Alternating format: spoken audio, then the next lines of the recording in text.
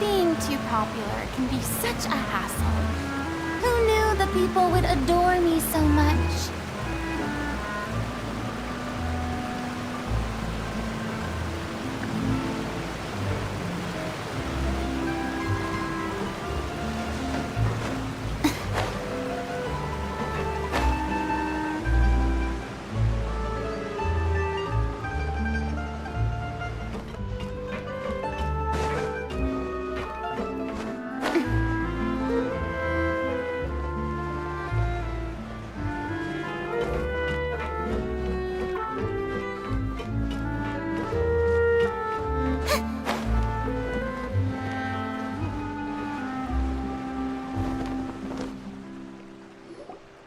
We rented this house from one of the locals to use as a temporary base.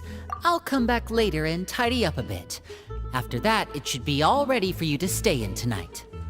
Awesome, thanks! So, where are we off to now? Well, when I happened to run into you two earlier, I was actually in the middle of distributing some supplies. With this many people staying in Poisson, we have to bring in outside supplies every now and then.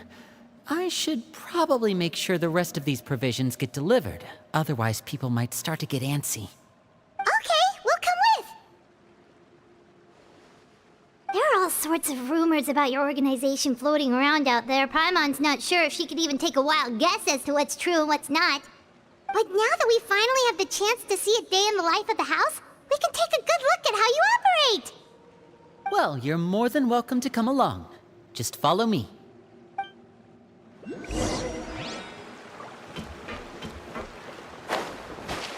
Yep.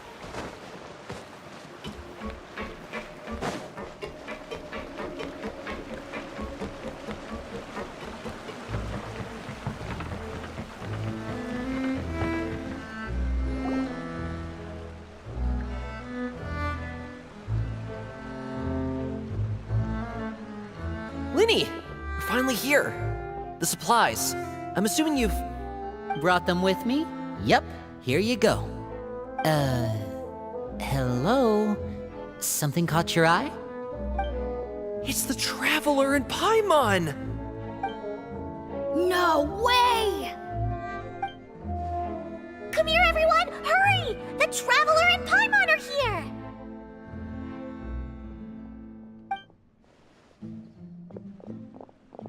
One at a time, please. Don't crowd around them all at once. We don't want to scare off our guests now, do we? Oh, it's all right! Gotta say, Paimon didn't realize we were this famous. Of course! Father and Linny have told us so much about you. Father told us about how you helped Linny. According to her, you're a trustworthy friend. And as far as she's concerned, that's pretty much the highest compliment we've ever heard her give. As you can imagine, everyone's been very curious about you. I heard the Traveler is so strong that she can move a mountain with her bare hands. I heard Paimon eats so much that she can clean out the entire pantry at Hotel de Boer in just 3 days! Wait a second! That's the rumor you heard about Paimon? Oh, not cool at all! Oh, wait! When guests visit, you're supposed to give them gifts and stuff, right? Oh, we don't need something like that. Besides, we don't have anything to give to you! Come on, we insist! I can give you some of my new potions. Just pick your poison. And by that, I mean medicine or actual poison. I've got both. Huh? Or maybe Shaplo can teach you guys about stealth! He's super good at it! He's never been caught! Ah, now that's not a bad idea. I know you usually prefer to fight head-on, but it never hurts to expand your bag of tricks, right? When it comes to eliminating your enemies, staying quiet can go a long way. Trust me, I would know. I was poisoned not too long ago, and I'm still dealing with the after effects. so I'm not quite as good as I was before, but I can still give you some pointers. Wait, when you said gifts, Paimon didn't think you meant poison and stealth tactics. But those are the best things we can give you. You don't like them? Ooh, how about this? Tell me the name of someone who really annoys you, and we'll teach him a lesson for you. All right, Fold, Selwar. I think that's enough suggestions for now. When it comes to being a good host, it's the thought that counts. You don't need a physical gift to make our guests happy. In fact, pestering them with suggestion after suggestion might make them more annoyed than anything. I would say your enthusiasm has certainly gotten across. Really? Awesome! It's been so long since we've had guests to play with. If there's anything you need, just let us know. Yeah, especially if it's poison or something. I've got all sorts of potions for that. Well, we'll talk to you all later. We've still got supplies to distribute. All right, see you later.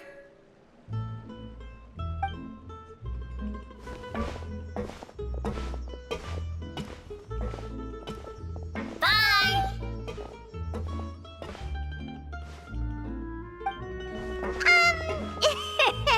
Winnie, about all that poison and stealth tactics talk just now. Scared you, did it? That kind of talk comes with being part of the House of the Hearth. When Foltz was really young, he strangled all of his family pets, just out of curiosity. He was labeled a dangerous problem child and was abandoned by his family. Elwar has an unnatural obsession with potions. Father has forbidden her from trying all the different concoctions she comes up with, but she still tries to test them in secret. You really have to keep an eye on that one. Chaplot is around my age.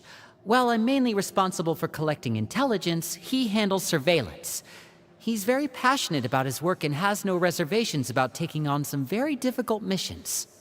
I know you two probably aren't used to that kind of talk, but I can promise you they only had the best of intentions. Things like stealth tactics and developing different poisons, they really mean a lot to them. They were just trying to share the best of what they could offer, that's all.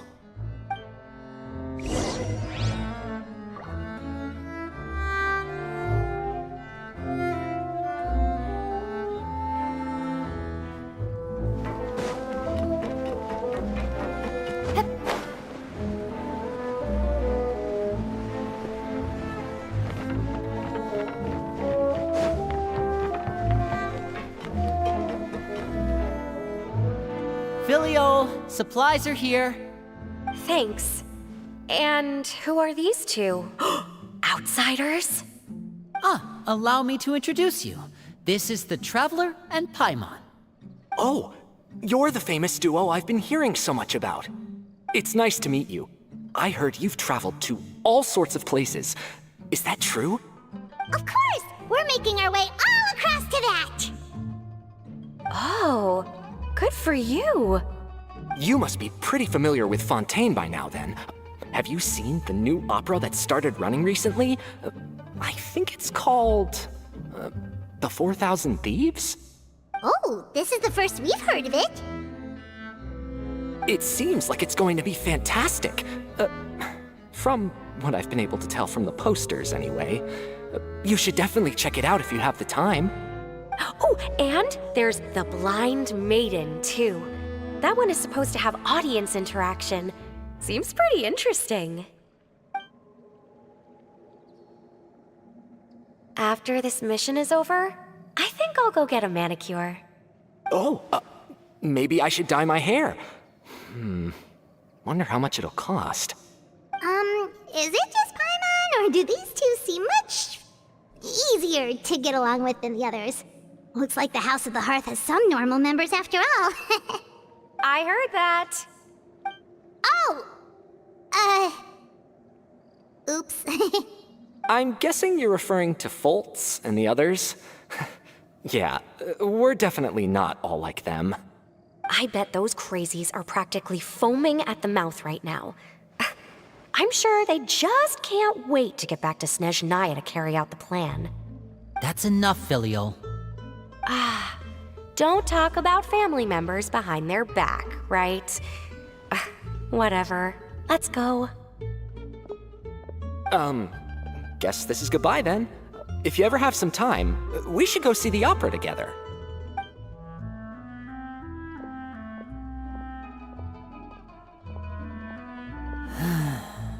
Well, that's it for the supplies.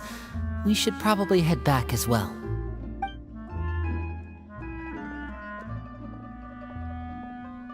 Well, they didn't seem too happy with each other. Seems like there could be something more going on here. You're right. We're only here as guests after all. Oh, Linny's getting super far ahead. Come on, let's catch up.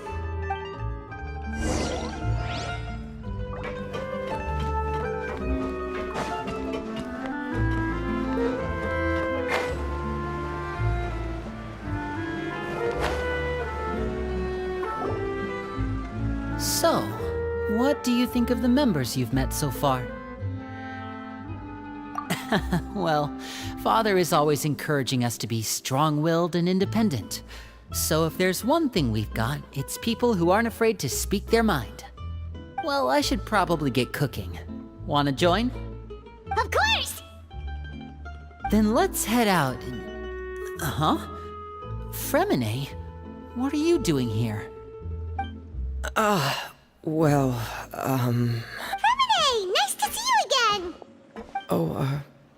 you too. I heard you're here as guests of House of the Hearth. Welcome. We were just going to make some food. Why don't you come along?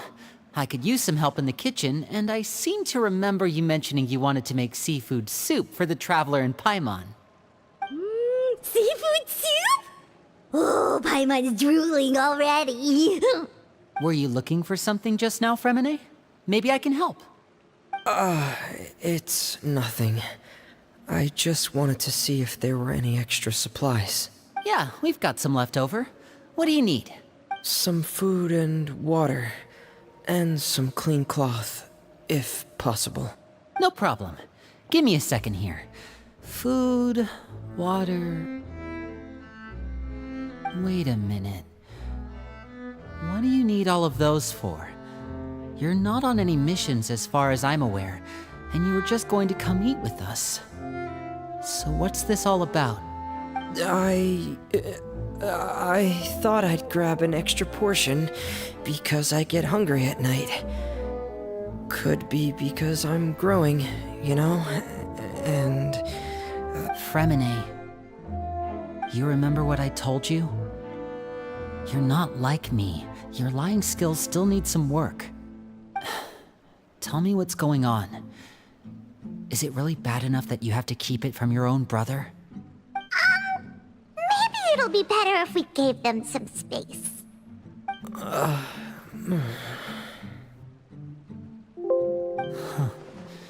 This is the first time I've seen that kind of look on your face. Whatever happened, does it have something to do with Father? yes. Just follow me.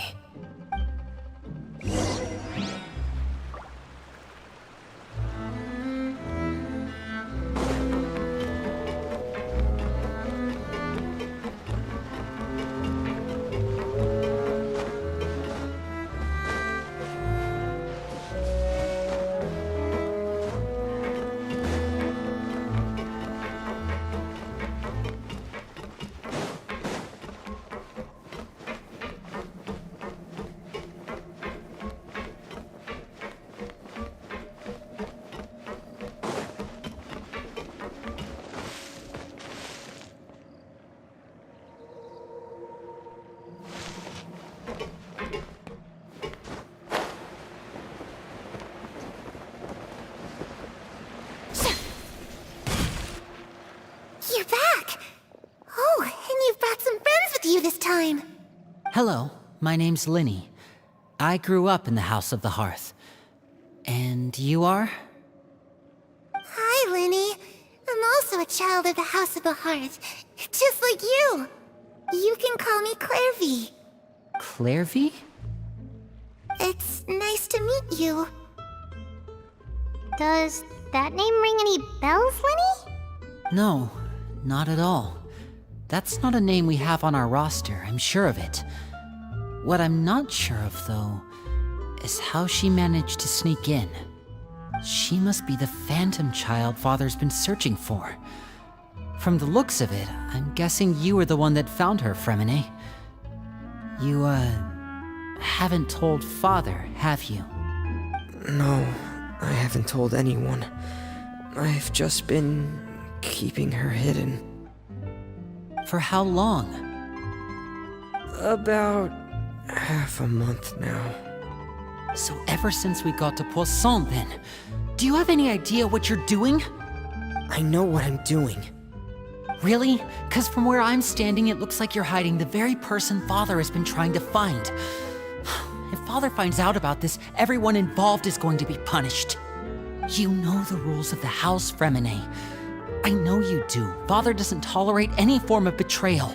So why are you doing this? I've thought it through. And I just can't hand her over like that. Linny, don't you remember last year? Chaplot nearly died after getting poisoned during that one mission. He wasn't able to get back before the poison started taking effect, and not a single person was there to help him. That night, while I was sleeping, I heard a voice telling me to go save him. I opened my eyes, but I couldn't find the source of the voice. I thought maybe I was just hearing things, but I went to look for him anyway. Luckily, I got there with enough time to save his life. That feeling of being haunted, of hearing voices, it's happened many times in the House of the Hearth. I'm sure you've noticed. So what you're saying is, that was her? She was the one who spoke to you that night? Unless there are other spirits roaming around the House of the Hearth, I don't think there's any other possibility. If Clairvy were our enemy, it wouldn't matter whether she was a spirit or an actual child. I would have acted without a second thought, because that's what Father ordered us to do. But she's been living with us, helping us from the shadows all this time. I think that makes her family. I couldn't just hand her over to be dealt with. Not when there's so much we still don't know. So what's your plan then? You can't keep her here forever. Someone is bound to find out eventually. I haven't thought that far yet. I don't want to disobey an order from Father, but I also don't want to put Clairvy in danger. Come with me. There are a couple things I'd like to say to you in private.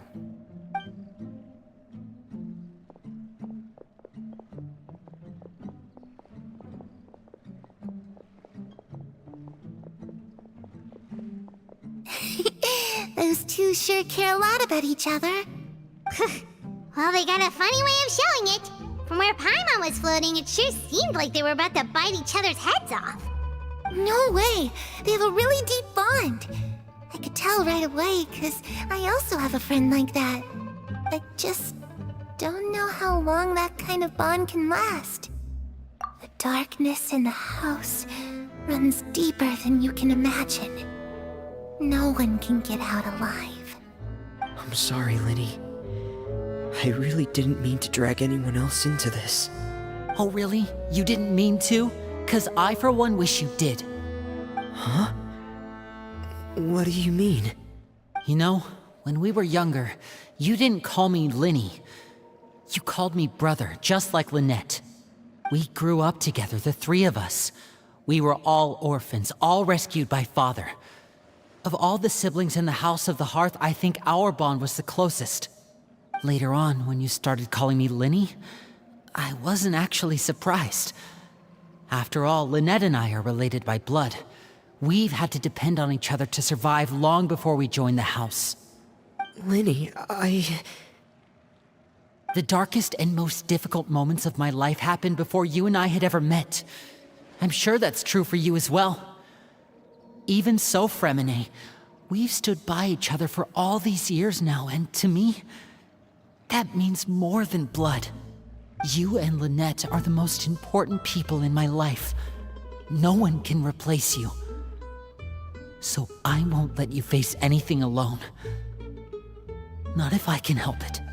Oh, looks like things are getting kinda heated between Lenny and Fremine. Maybe we should go check on them. Oh, it's raining. I should put my clothes away.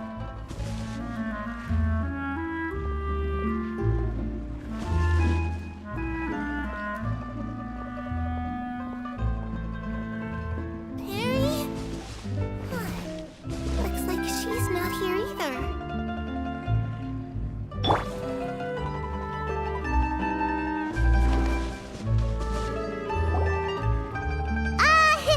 Hey, you two! Hope we aren't interrupting anything. Like a fight, or... Oh, wait a minute, Fremine. You're not crying, are you? Is everything alright? Everything's fine. Thanks for asking. Well, we're all friends here, right? We've been through so much together, so if there's anything we can do to help, just say the word. It's just a small family dispute. It's not something our guests should trouble themselves with.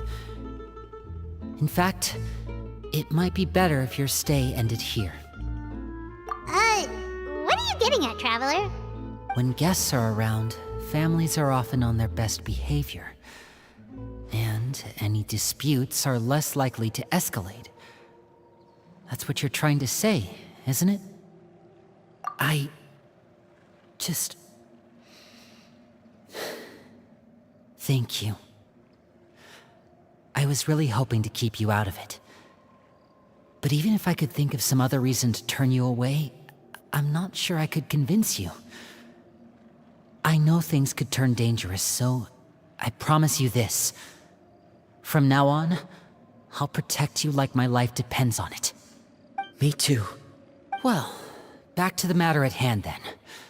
If we don't plan on handing Clairvy over to Father, then our only other option is to solve the mystery of her identity before Father is able to track her down. That means finding out where she came from and what she's doing here. Then we can send her on her merry way and pretend like none of this ever happened. I've tried that already. And? And... nothing. I tried taking her somewhere really far away, but... after some time, she just reappeared. She even came with us all the way to Poisson. It seems like wherever the house is, she follows. I don't know much about spirits. Do you two have any ideas? Let's see here. Paimon remembers hearing something like, if you fulfill a spirit's last wish before they died, they'll let go of whatever's keeping them here and return to the ley lines. Oh, it's just that Paimon doesn't really remember where she heard that, so it's not guaranteed to work or anything. Well, sounds like it's worth a shot. Guess that means we should go ask her about her wish. But first, Fremine, I need you to promise me something. What is it? I need you to promise me that this will stay between the two of us. We're the masterminds behind this whole thing. No one else gets involved. Can you do that for me? Of course. I promise. All right. Then let's seal the promise just like when we were kids. Fist bump on 3. Ready? 1, 2, 3. I swear.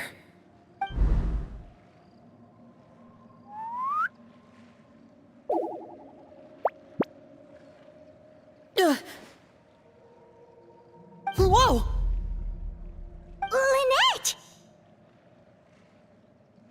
But what a surprise! What brings you here, dear sister? And, when exactly did you get here?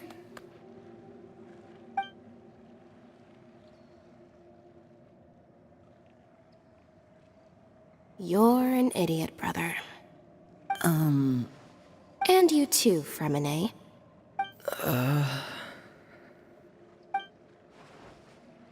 You 3, Traveler. And you 4, Paimon.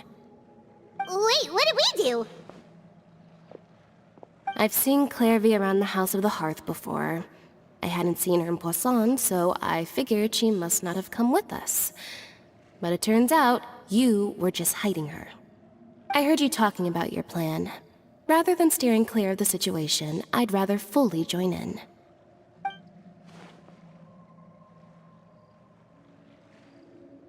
If you don't agree, I'll have no choice but to report everything back to Father.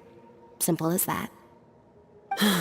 You're not giving us much wiggle room here, Lynette. Well, I guess we're all in this together then. After we talk to Clairvy, we'll figure out our next move. There's no time to lose. Let's go.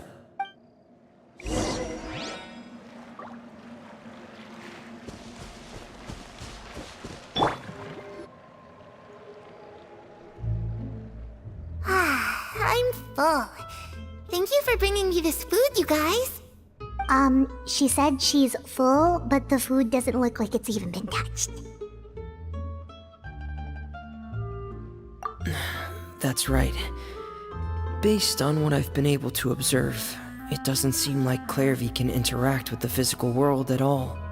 Still, when she's presented with food, she'll always linger around it for a good little while. Maybe, in her mind, she really is eating those things. Does she know that she has already passed away?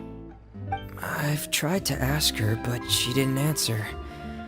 My guess is that she's just as confused as we are. Or maybe she couldn't understand the question at all. Clairvy, if you've got some time, I'd like to ask you a few questions. Sure. Oh, another new friend.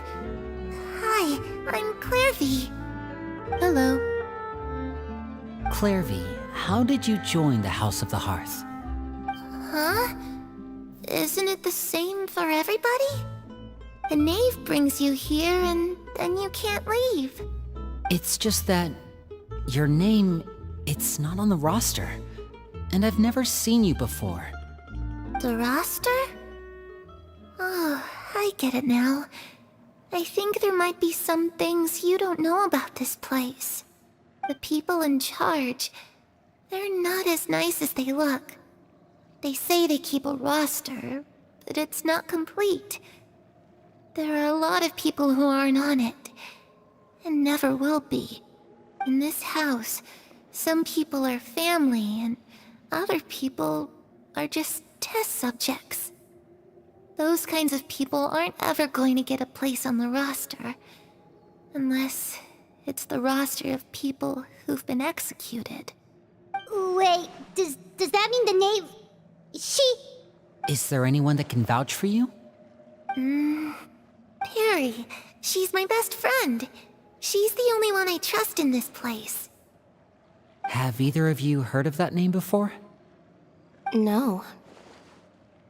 Me neither. Clairvy, Perry. Neither of those names are on the roster. But it seems like she's telling the truth.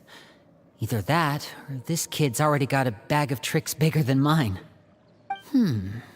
Maybe we should try a different approach. Clairvy, do you have a wish?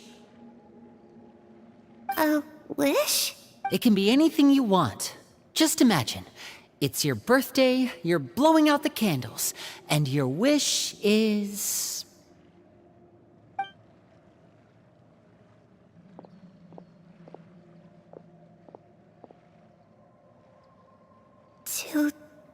To go outside, where the sun can find me. That's it?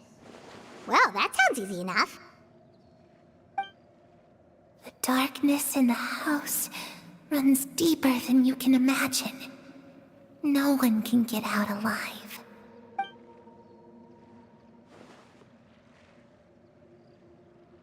Okay, time to divide and conquer. Listen up, I've got a plan. I'll try and find a way to use basic illusory magic to take Clairvy outside and bring her somewhere with sunlight. Lynette, try and find the list of executions that Clairvy was talking about, and see if her name is on it. Fremine, you stay in Poisson.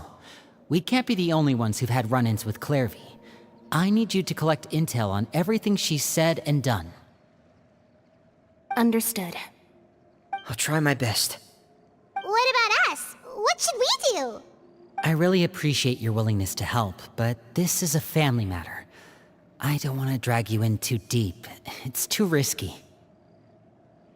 Let me think. Since Father considers you to be guests, maybe you could stick by her side for a little while. You don't need to do anything except keep up some nice, casual conversation.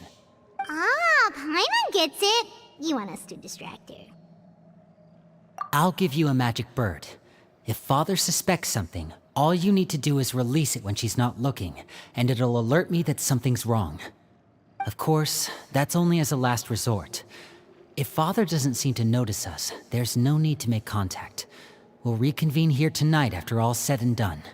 If the worst-case scenario happens and we're discovered, just tell Father everything.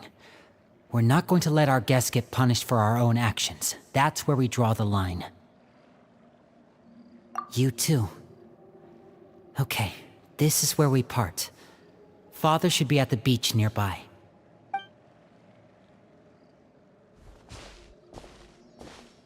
I really hope this goes well. No, it has to go well. That's the only way this can get resolved.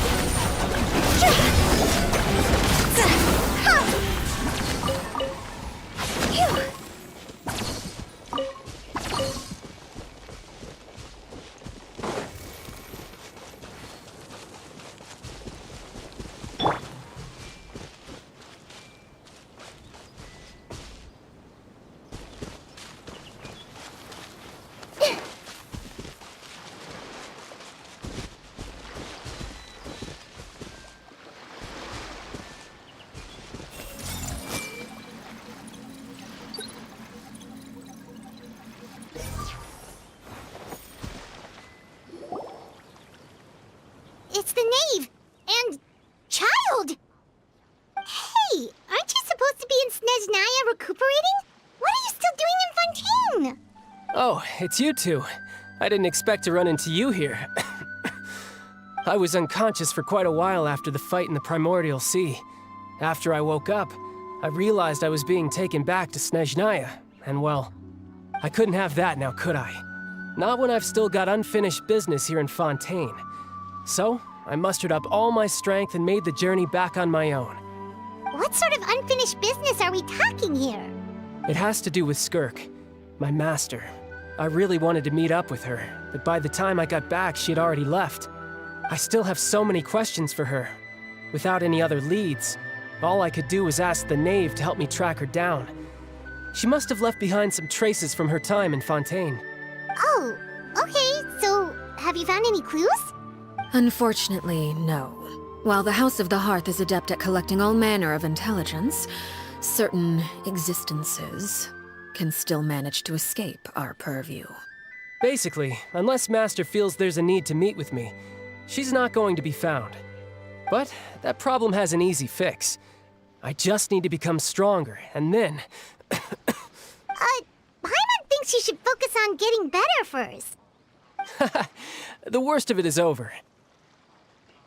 It's all thanks to that one kid from the House of the Hearth. Elwar, I think her name was. She gave me a bunch of random potions to drink. They didn't go down easy, let me tell you. Pain and chills all over. But they really did help speed up my recovery. And that's good, because it looks like I really do have to head back this time. The old man's been putting the pressure on me. He sent someone to tell me I'm needed for some sort of project. Project Stuja? Yeah, that's the one. I heard Regrader's involved too.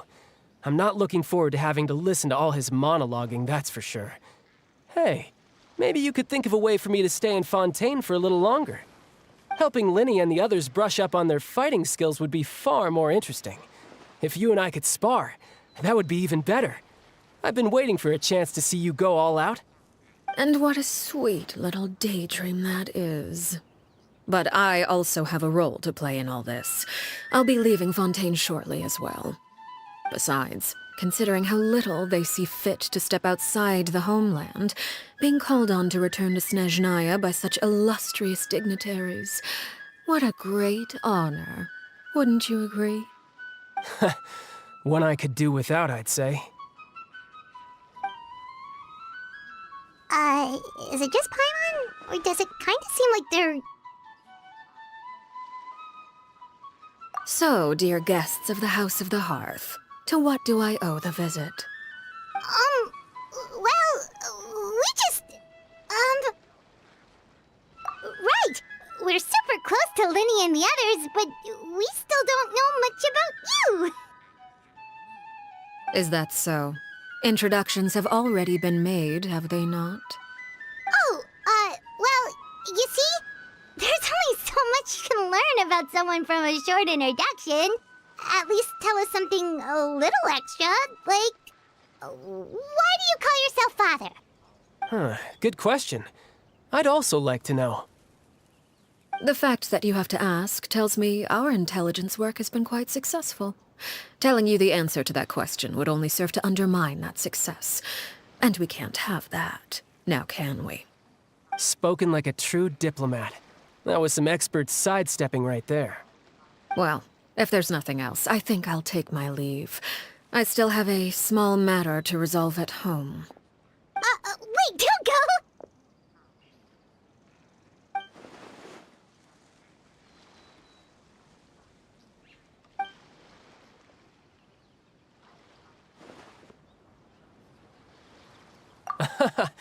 I'd also like to hear the answer to this. I've met some of the members of your organization, and they all seemed like really good kids. They actually reminded me of Tonya and Tusser. Which, by the way, if you ever betray them, I'm just letting you know, I won't let you off easy. And why would I betray them? Well, you've already betrayed the House of the Hearth once, haven't you? At least, that's what I heard.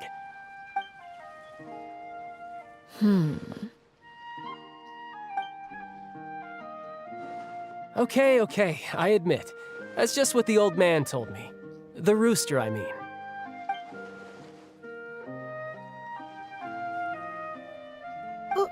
Wait, did you really do something bad to those kids?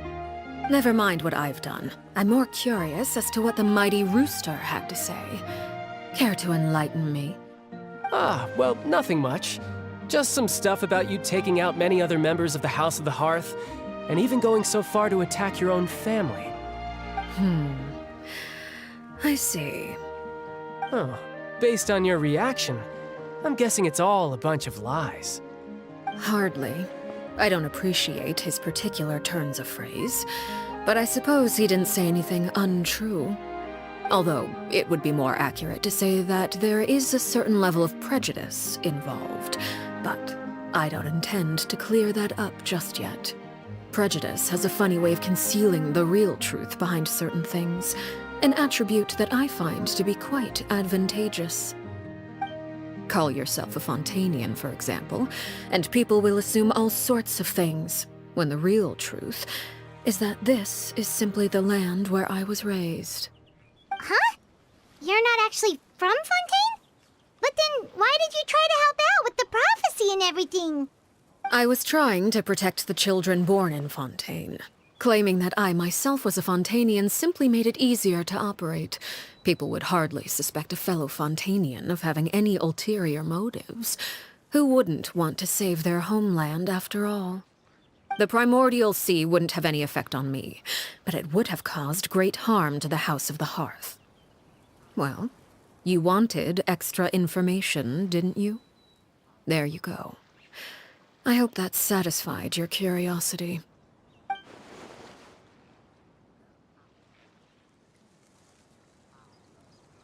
So, you stayed in Fontaine for the kids.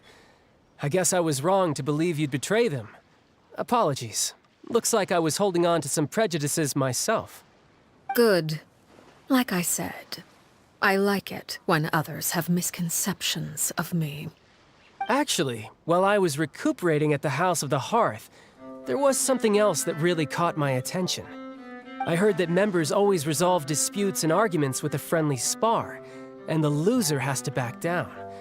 Seems pretty cool if you ask me. Would also give them plenty of opportunities to hone their skills.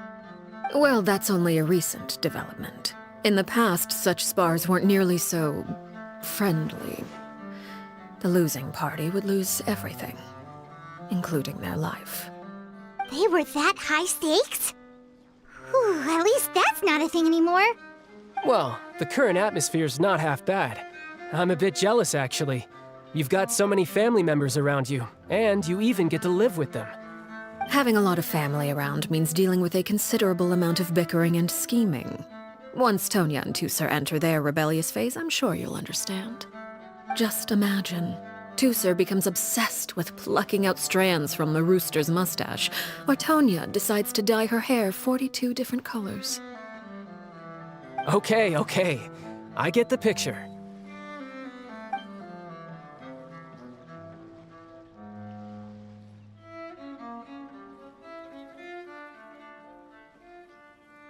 Well, would you look at the time? I should probably get going. Traveler, Paimon, I'm not sure where our paths will cross next, but the next time we run into each other, we should definitely try and find some time to spar. Again, maybe this is a conversation we can have when you look less like you're gonna keel over. All right. Well, thanks for everything, Arlecchino. No thanks necessary. You also played a part in obtaining the Gnosis. I would say we can call ourselves even. I like the sound of that. Well, I'm off. See you all some other time. We should probably get going too. Do you want to head back with us? Oh? You want me to leave so soon? Oh, well, you see, I'm rather enjoying the evening breeze. If you don't mind, I think I'll stick around for a bit. I have some things to think about. Apologies for not attending to you like a proper host. Please forgive this slight. I do hope you'll have a pleasant stay. we managed to keep her distracted until nightfall. Good thing Child was there to keep the conversation going. You don't think she suspected anything, do you? Oh, I wonder if Liddy ran into any issues. Let's hurry back and see how everything went.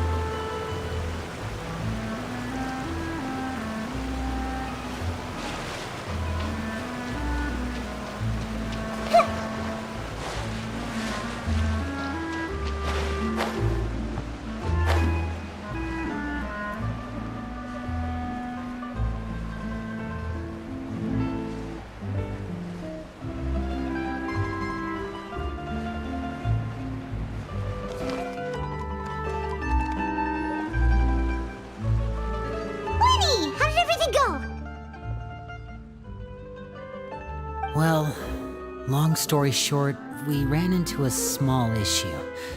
Clairvy can't go into the sunlight.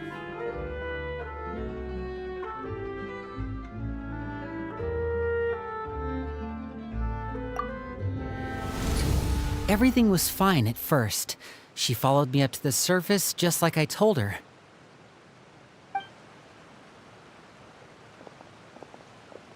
But as I led her out of the shadows and into the sunlight, she vanished. I turned around and there she was, standing at the edge of the shadows, silently watching me. Huh. Maybe she's afraid of sunlight, or... No, it wouldn't be her wish if that were the case. Well, we could always try pushing her into it. Oh, true. I've pretty much tried it all already. Nothing worked. Eventually, the sun went down, so all I could do was bring her back here. How did it go with you, Lynette? Good. I've got the list. It's right here. Really? Well, what are we waiting for? Let's take a look!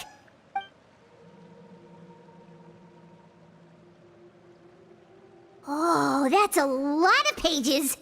Oh, it's gonna take forever to get through it all. We can each take a section. Here. La Pouillade, l'endroit, Chambel, horaire.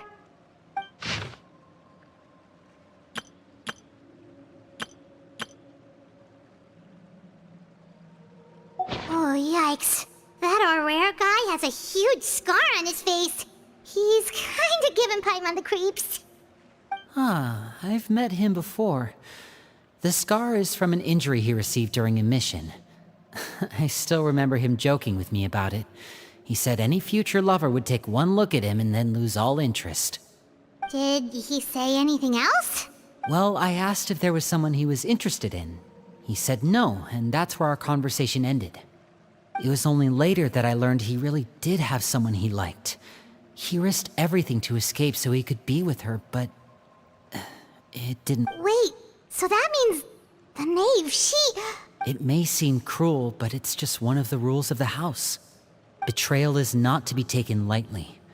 We know too many secrets to come and go as we please. So, if you do try to leave, you pay with your life.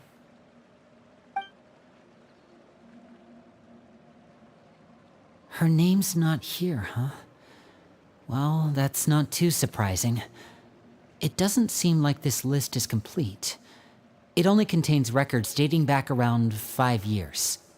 Let's shift our attention then. Fremine, were you able to find anything out? Fremine. Sorry. I was thinking about something.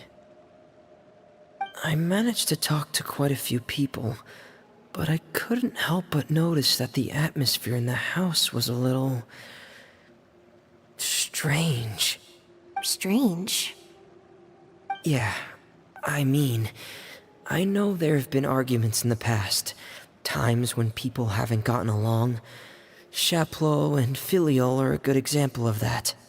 Oh, those are two of the people that we met while delivering supplies.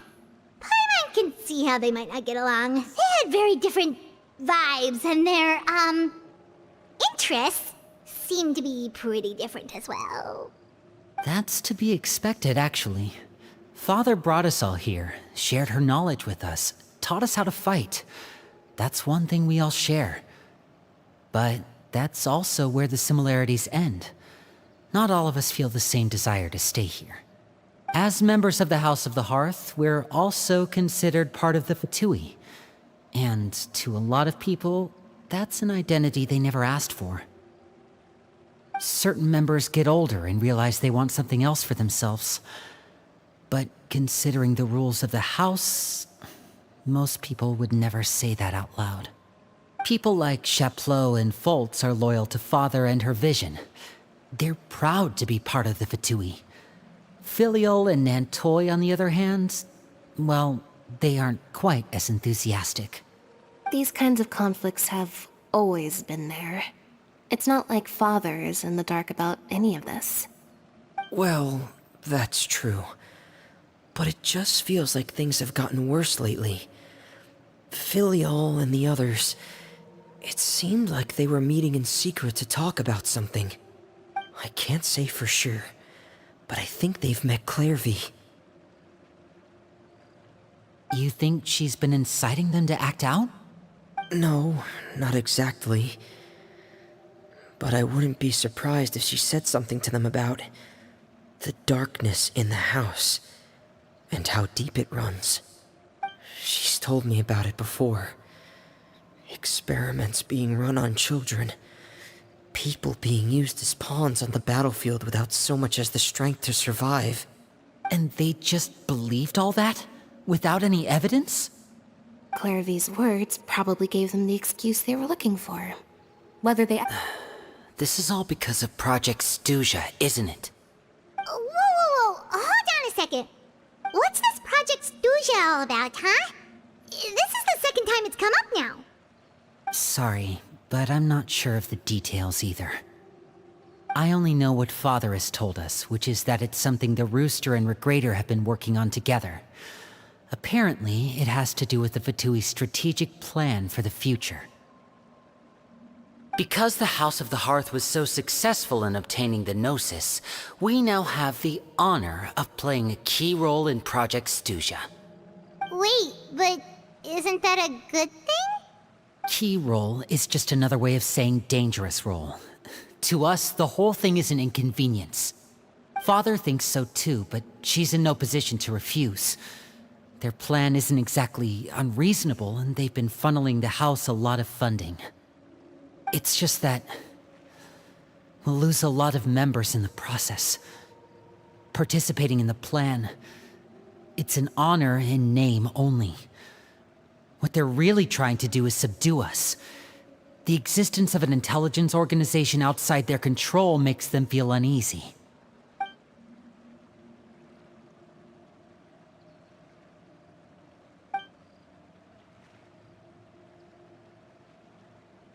Okay, super complicated top secret Fatui business aside, what does all of this have to do with the conflicts you were talking about earlier? Paimon doesn't get the connection. External pressure has a way of exacerbating internal strife. You can't overlook the power of fear either. People are afraid of dying, and that fear is often the impetus for a lot of stupid decisions. I thought resolving the Clairvy situation would make everything go back to normal, but it looks like things are more complicated than I thought. If we leave Filiol and the others to their own devices, sooner or later, Father will be forced to take action.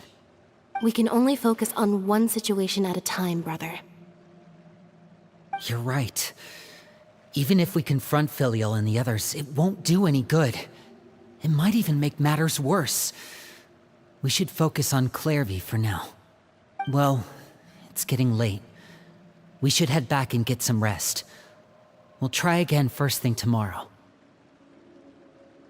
Lynette, you stick with me this time. Fremine, keep a close eye on Filial and the others. Make sure they don't do anything they'll regret. Good work today, everyone. Have a good night, and I'll see you tomorrow.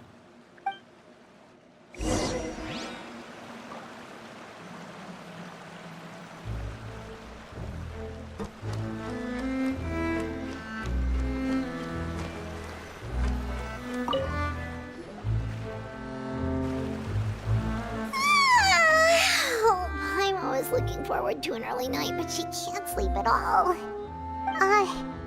Hey, you don't think the knave will be too angry with Lenny and everyone if she finds out about all this, do you? She's even scary when she smiles. If she were to actually get angry... Ooh, you have to protect Paimon if that happens, okay, Traveler? Oh, well, in that case, we should just plan on running away. We'll grab Lenny and the others and we can make a break for it as fast as we can. Look! Look over there! Quick, let's catch up with her before anyone sees.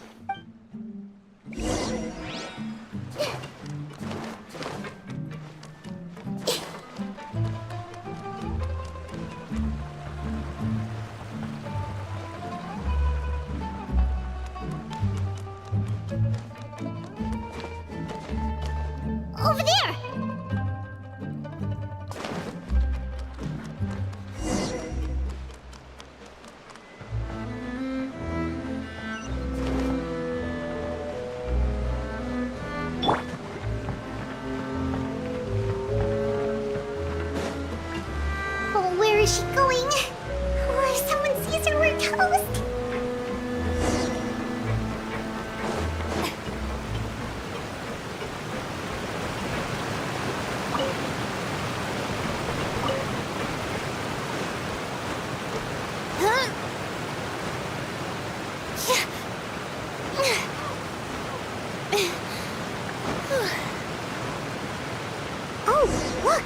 She stopped!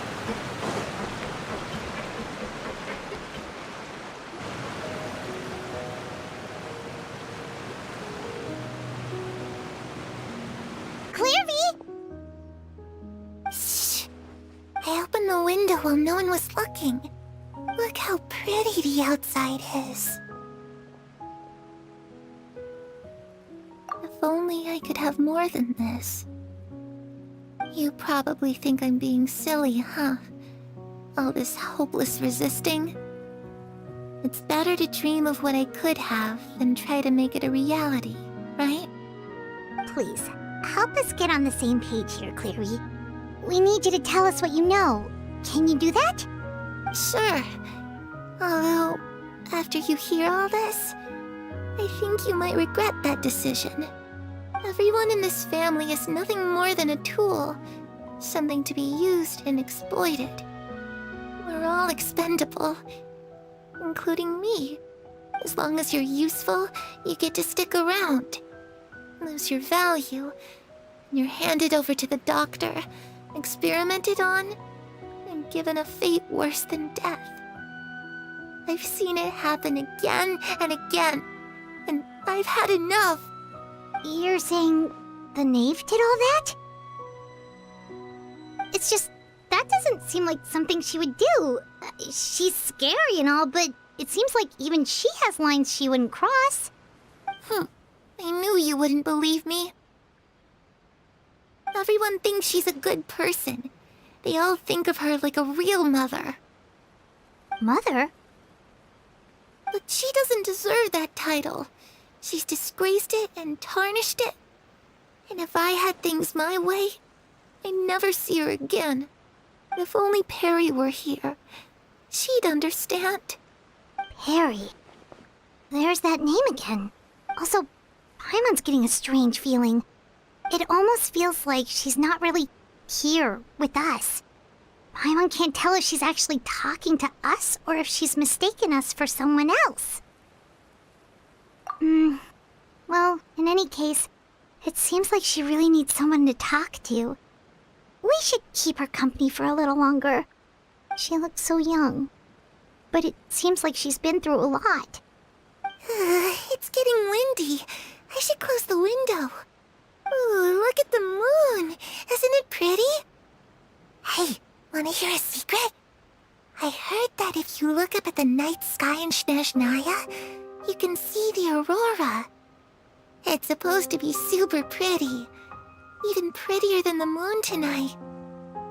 Perry and I promised each other that once we're older, we're gonna go see it together. But I can't find her. I'm worried she's also been... No, that wouldn't happen to her. She's special. Mother likes her a lot.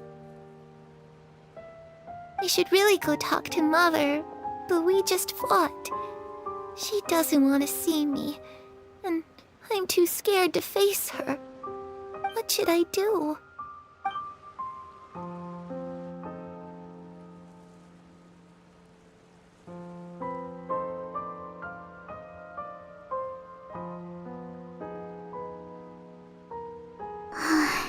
Paimon really doesn't understand what's going on with her.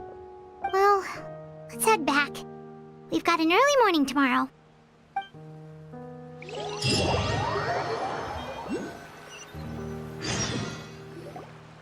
All right, looks like we're all here. Let's go ahead with the plan. Oh? What is it? What makes you ask that?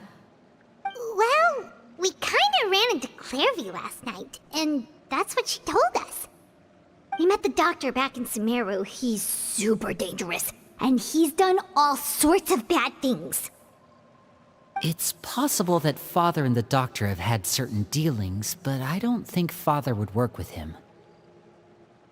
We're not really on the same side, so there's not a lot of trust between them.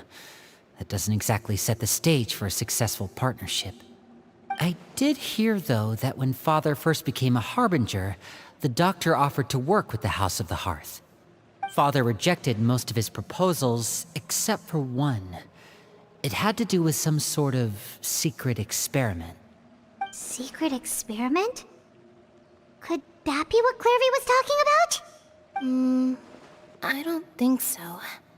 I don't know any details about the experiment itself, but I do know it's an entirely independent operation. The doctor only proposed a direction for the research. That was the extent of his involvement. I still don't think that counts as working together. The details of the experiment are confidential, but complete records are kept on all participants. That doesn't seem to be the case with the situation Clairvy referred to. I know you don't agree with some of the Fatui's methods, and I'm not asking you to. But I am asking you to trust us on this. The House of the Hearth has its own principles. There are certain lines we're not willing to cross. Alright, that's good to hear at least. Clairvy seems to think the knave and the doctor worked together to do something horrible. If that turned out to be true, Paimon doesn't know how he would even face you guys. It's just that it doesn't seem like Clairvy is lying either. The easiest thing to do would be just ask the knave directly, but Paimon doesn't think she'd tell us. Father didn't come back last night. She's probably still near the shore. We'll be counting on you to distract her. Lynette, you're with me. Fremine, you know what to do. Be on your guard, everyone. All right, let's get to it.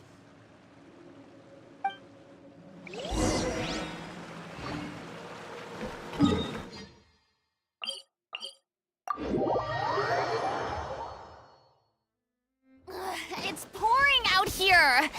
Oh, wait, the water levels aren't rising, are they?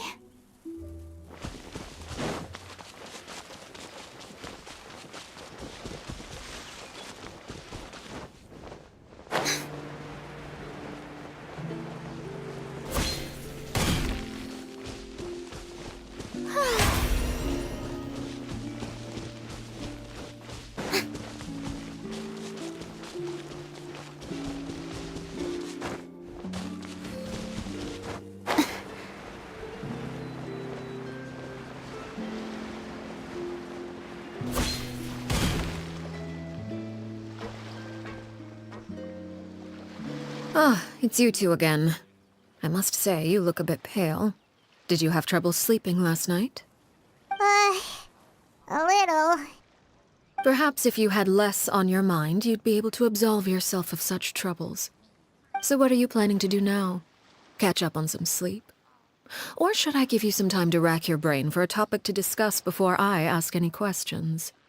Although I must profess to being curious. Without Child here, how do you plan on distracting me?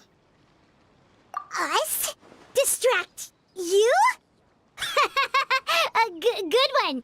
But no, we were just here for a chat. Looks like you could have used some extra time to think. No matter. If you don't have any other plans, why don't you accompany me somewhere? Don't worry. I'll be sure to steer clear of any scheming children. The ocean breeze is sure nice today. Children always think they can hide things from the grown-ups. But nothing gets past me. Well, I'll leave you to think things over. If you're so inclined, meet me outside the Palais Mermonia. Good things come to children who do as they're told. So I do hope you decide to tag along. If only for your friends' sakes. What should we do? She clearly knows about everything we've been doing, and Paimon doesn't think it'd be a stretch to say she was threatening us just now.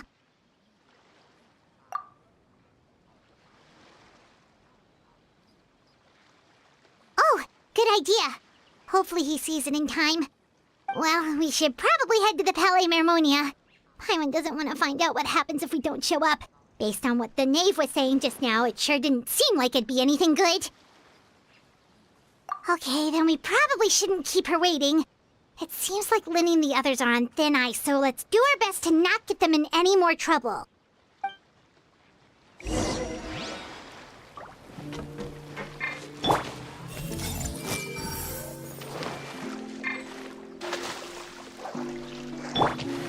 I present?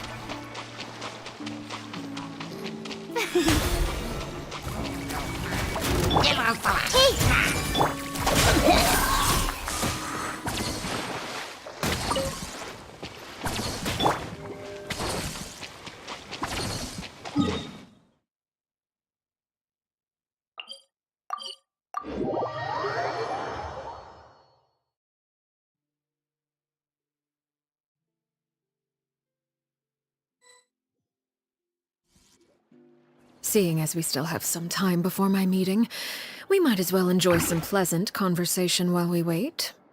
I'm glad to see you get along with my children. Being surrounded by good companions is necessary for a child's development. You're not planning on doing anything to them, are you? I assume you're referring to Lenny, Lynette, and Fremine. Although, there's that situation with Filial and Nentoy as well. It appears quite a few people have been acting out lately. No matter. I'm not one to discriminate. All those who betray the house meet the same fate. There are no exceptions. Does that mean you're going to kill them? Oh, are you here to beg for their lives? I'm sorry to disappoint, but the rules of the house change for no one. In my organization, everyone is responsible for their own actions. But don't you care about them at all? They really respect you. They even call you father. You must feel something for them. Any organization in which feelings come before principles is one destined for ruin. The House of the Hearth is hardly an exception. You could say our principles are more stringent than most. Perhaps I can offer you this consolation at least. As our guests, you two will not be held accountable along with them. I would imagine Linny, Lynette, and Fremine will be able to keep their lives. As for Filial, Nentoy, and the others, I'm afraid there's little I can do. They can try to escape, but once you know our secrets, there's no getting out alive. But that's awful. Ah, you seem concerned. Out of consideration for my guests, I suppose I could turn a blind eye for a little longer. If Linny and the others manage to dispose of Clairvy in the meantime, all evidence of their wrongdoing will be lost. In that case, I could hardly punish them for something I couldn't prove. If their efforts are unsuccessful, on the other hand, all will be held accountable, and the punishment will be severe. Of course. Oh, and here, I believe this belongs to you. Do try and keep better track of it next time. It takes a considerable amount of time to train a bird like this. It would be such a pity if you were to lose it. Permanently. Wait, where did you get that? Well, I'm afraid that's all the time we have to chat. Now, for the matter at hand. I asked you to meet me here because I have business at the Palais Mermonia.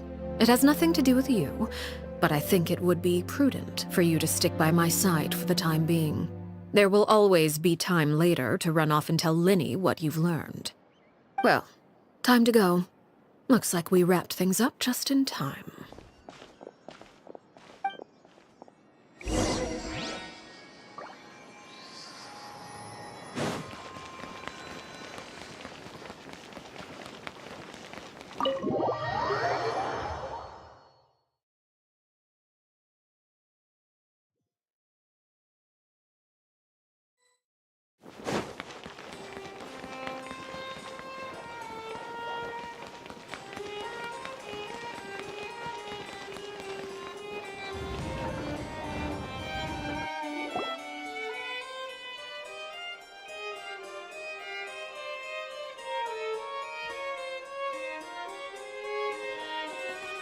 It's been a while, Monsieur Neuvillette.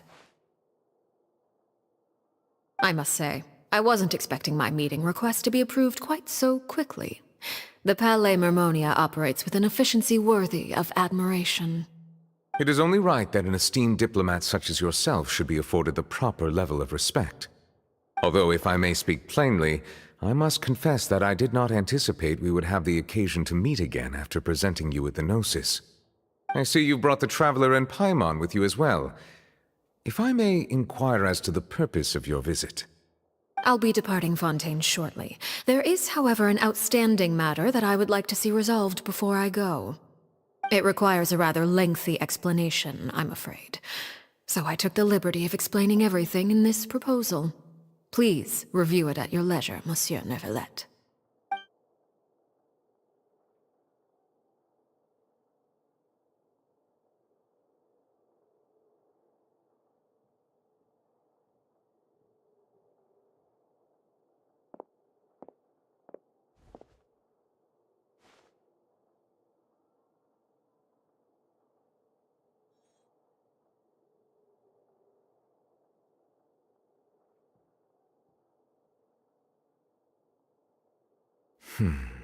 I understand your request. However, at the risk of causing offense, I must admit that I fail to see why you would wish for such a thing. I heard you have a certain fondness for water tasting, Monsieur Neuvillette, so allow me to use water as an analogy. A family is like a large body of water with countless rivers flowing in and out. As someone who watches over this system, I would hope that each river that flows from the source will eventually reach the ocean. Of course, objectively speaking, I know this is impossible. Most of the rivers will dry up along the way, disappearing into the ground and leaving nothing but a barren riverbed behind. Not all rivers are destined to reach the ocean, but I would not see their existence rendered meaningless. I believe the water that flows within them is simply meant for a different destination, like a field in need of irrigation. Or perhaps the glass of a certain water-tasting enthusiast. Did you get any of that, Traveler?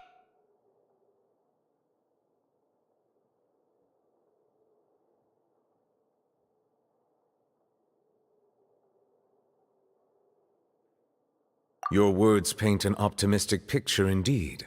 Allow me to remind you, however, few among us are willing to sip from a glass filled with tainted water. It may have been tainted at one point in time, but not to worry. I'll make sure it's strained of all impurities and returned to its cleanest form.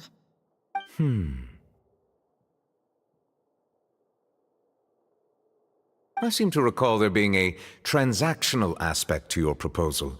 Perhaps you could expound on that? If you accept my proposal, Monsieur Neuvillette, I will gradually withdraw my forces from Fontaine. And, unless absolutely necessary, I will no longer carry out any special missions within Fontaine. I presume I can take your words to mean that, in the future, cases similar to the Tartuffe assassination will cease to cross my desk? Tartuffe? Ah, that thief who embezzled funds from all those charities, you mean? My deepest condolences to his family, but without any evidence, I cannot imagine how the House of the Hearth might have been involved in his passing.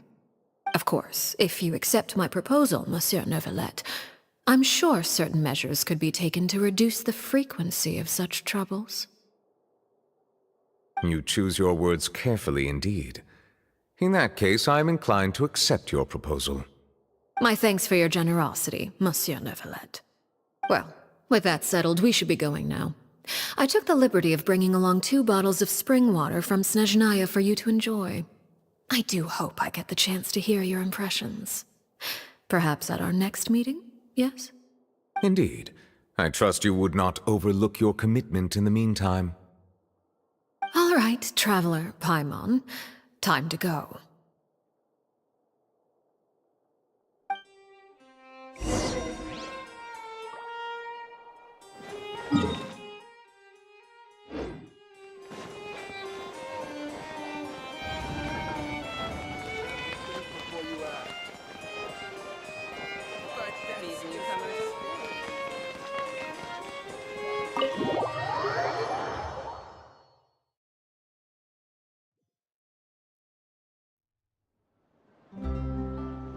So, what exactly were you talking about back there?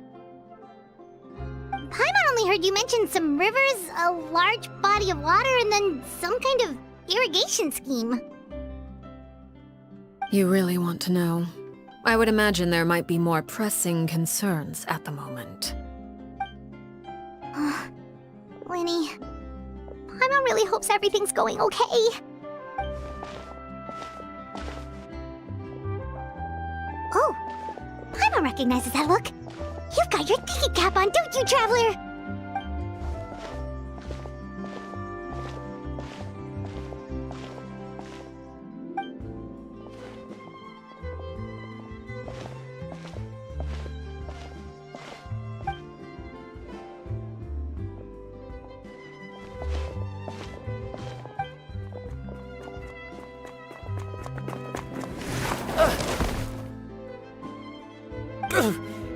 Oh, shoot. Are you alright? Oh, jeez. I'm so sorry. I was so focused on selling these papers, I wasn't looking where I was going. Well, let me make it up to you at least. Here, take this paper. On the house.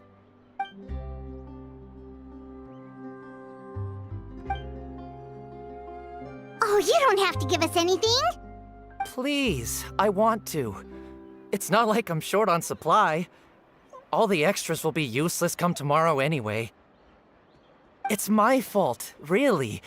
I was just trying to bring home some extra mora for the family, but I bit off more than I can chew.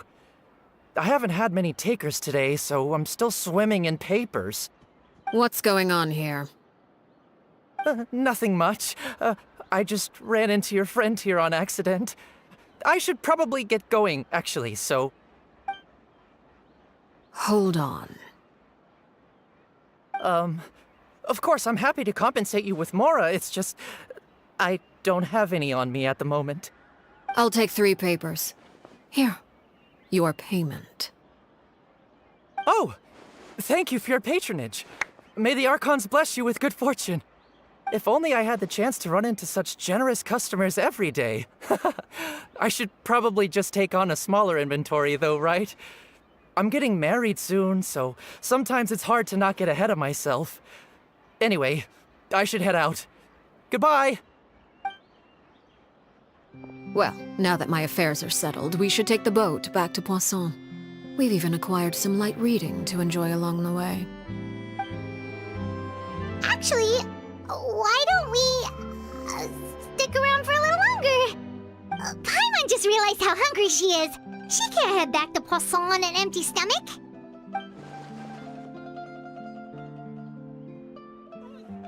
It appears you two are under the impression that delaying our return will somehow alter the situation in your favor. I'm sorry to ruin your fantasy, but your efforts are meaningless. That being said, I could be persuaded to give Linny some extra time. I just have one condition. If you agree to my request, I'll even answer some of your questions. You're quite curious about Claire V, are you not? And my relationship to her. Wait, why are you being so generous all of a sudden? You're not gonna ask us to do something bad, are you? You overestimate yourself. You don't have the talent for bad things. Then what can you possibly... The most important consideration in a negotiation is that both sides receive something they want. Demands and threats only get you so far. Wonderful. Here it is. When the time comes, make the choice that you deem most appropriate in the situation, and lend your help to the House of the Hearth. Okay, sounds normal enough. But what do you mean, what? That is for you to decide. Then we have a deal. Follow me.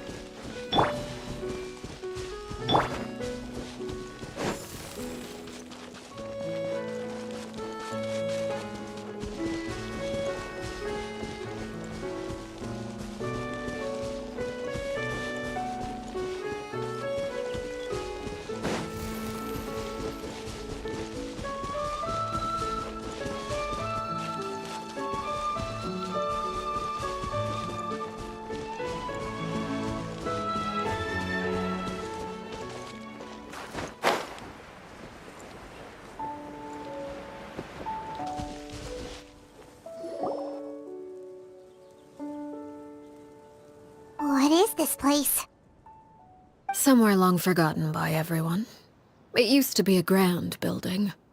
Now it's nothing more than a pile of rubble. No one comes here anymore, nor does anyone care about what once happened here. Although, this place does have something to do with the story I'm about to tell you. It was before I became a Harbinger, and before Linny and the others joined the House of the Hearth. Due to certain events, I first killed Clairvy and then her mother. And this is where it all happened. You were the one that killed Clairvy? Patience now. Allow me to explain Clairvy's side of the story first. I'll start from the beginning. Clairvy was 6 years old when she was brought by her mother, Crucibina, to live in the House of the Hearth. From the outside, it seemed like a fairy tale. A thriving family made up of kind adults and friendly children. Crucibina was the knave at that time, and the House of the Hearth was under her control. She was Clairvy's mother by blood, but she was also the mother to all the children in the house. Clairvy was happy here, for a time.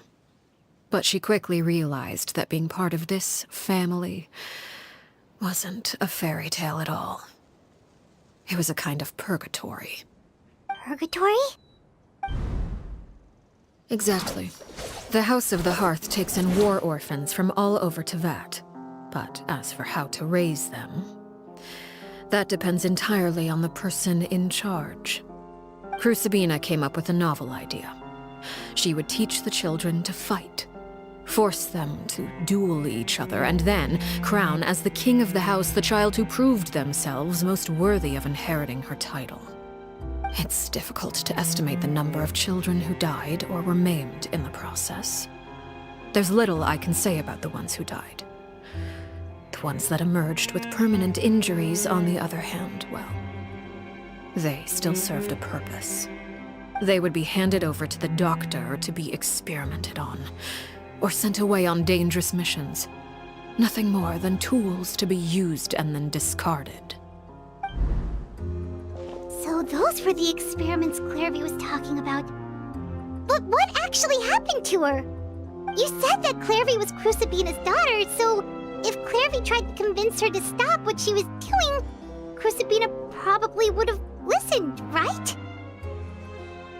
Despite being Clairvy's mother, Crucibina cared little for her daughter. She forced Clairvy to join the House of the Hearth only as a means to demonstrate her own impartiality as a mother, to prove that she treated all her children equally. Clairvy did try to convince her mother to change her ways, but it was to no avail. After her efforts failed, the only other option was to rise up and try to fight back. Unfortunately, the other children had already been thoroughly indoctrinated into the illusion of happiness Crucibina had created. Of course, there was one exception. Someone Clairvy's age who knew the truth about the House of the Hearth. Her name was Peruere. Wait, the friend that Clairvy mentioned?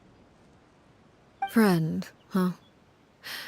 I suppose we can call her that for now.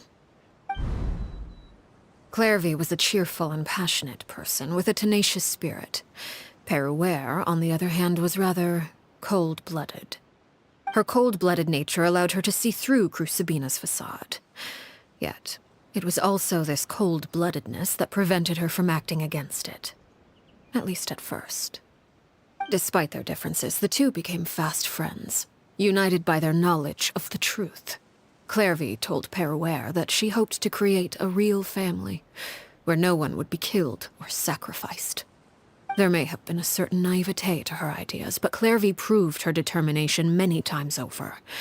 She tried countless times to run away, ask for help, or expose the truth. But her efforts only earned her beating after beating.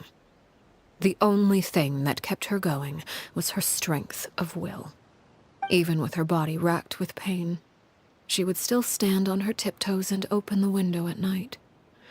She and Peruere would look out at the moon together, a fierce longing for freedom shining in her eyes. But one day that light simply vanished. Oh no. What happened? Her hopelessness resulted from a culmination of things.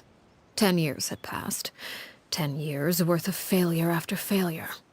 She and Peruere weren't children anymore, but finding any chance to escape still seemed as hopeless as ever. It was during this time that Peruere suggested a new plan. If escaping was out of the question, why not take down the very person sitting on top of this throne of lies? Mother herself. Clairvy rejected that proposal. She claimed that, as a famous harbinger, Crucibina possessed an unimaginable amount of power. Trying to kill her would have an incredibly low chance of success. Clairvy never gave another reason, but Peruere could see it written all over her face. Clairvy still thought of Crucibina as her mother. Killing her own flesh and blood was a line she couldn't bring herself to cross. If she couldn't escape and fight back, then only one option remained. Precisely. Death was the only way that she felt she could be free. It happened during a duel. When she arrived at the dueling ring that day, her partner turned out to be none other than Peruere, the very person that had stood by her side all those years. It was a fierce battle. But ultimately, Clairvy decided to let Peruere end her life.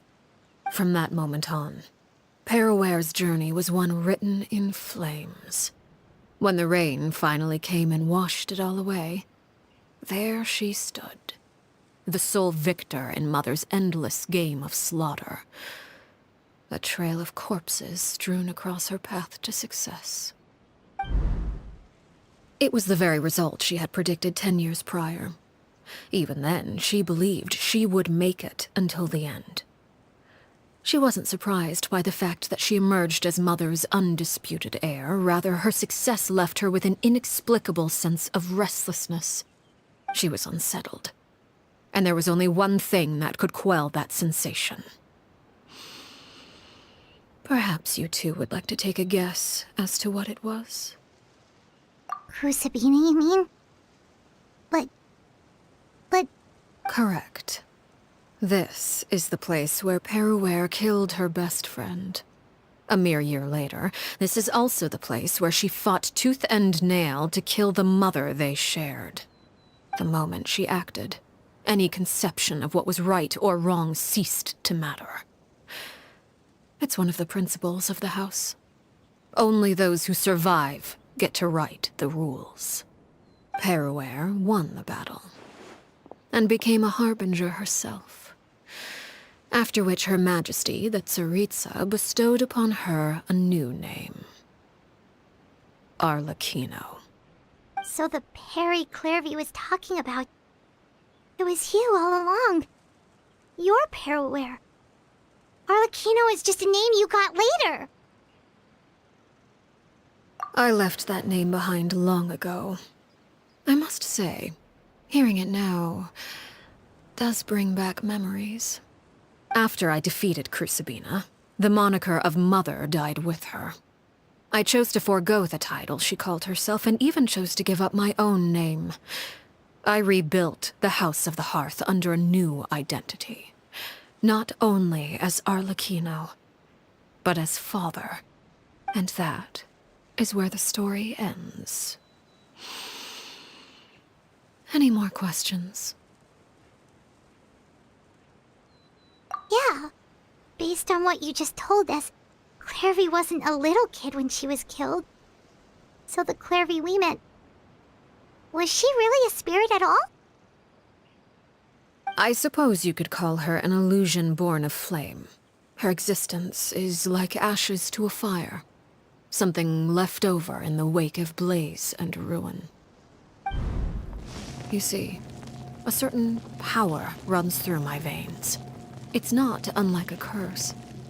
My flames leave behind shadows of anything they consume. Of course, the chances of those shadows morphing into a sentient entity are exceedingly slim. Clairvy is a very special case. Clairvy died when she was 16 years old. But what emerged from the flames was her 6-year-old self. Her appearance wasn't the only thing affected. Most of her memories were lost to the blaze as well. Memory is a mysterious thing indeed. Losing a portion of your memories will alter your sense of self. Lose 10 years' worth, however, and it would be like living in the past. Like returning to a version of yourself that never grew up. No wonder Paimon got such a weird feeling when we were talking to her. Perhaps I should put it this way. Clairvy is someone trapped in time. It may seem like she exists with us in the present, but she truly lives in the confines of her own past. So if all of that is true, then you must have known about Clairvy for a long time. Indeed. She's a rather volatile and unstable entity. Sometimes she would look after the children. She's even saved some of their lives. But other times, she would hide from me and become obsessed with revealing the truth about the house to anyone who will listen. Shadows don't have the capacity to learn or grow. Any new information they encounter is quickly forgotten over time. Your attempts to expose Clairvy to sunlight. They failed, yes? The reason is actually quite simple. In Clairvy's mind, the house is impossible to escape, and it is this very perception that traps her there. But no matter. All I have to do is kill her again, and all will be resolved. I don't anticipate so much as a single speck of ash will be left behind this time. Wait! Paimon can understand why you might want her gone, but isn't there another way? So what if she's trapped in her 6-year-old self? She's still your friend! At least talk to her first! It's too late for that. She broke the rules, and now she must be punished. That goes for Filial and Nantoy as well. She's had quite the effect on them. I hope you understand. The difference between Crucibina and myself lies in our formulation of the rules, not our policy for enforcing them. Upholding the rules without question is a trait we both share, because that is how a household should be run. Is this really what you want to do? Whatever could you mean? Don't you want to say a proper goodbye at least? Whether as a killer or as a father, there are two things that must be avoided at all costs: anger and sorrow. Anger makes you impulsive.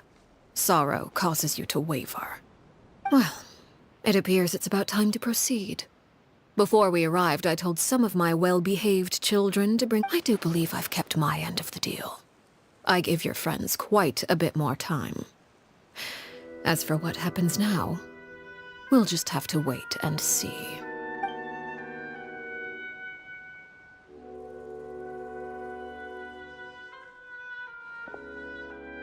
Here they are, Father. You gonna execute him? Seeing something like that would actually be a first for me. Lenny! I'm sorry. I heard about how you helped buy us more time. But I still failed. I couldn't find a way to fulfill her wish. Huh? Are you... Perry? Indeed, it's been a while, Clairvy. Perry! Shh. Stay right there. I'm sorry to postpone our reunion, but first I believe certain scores need settling.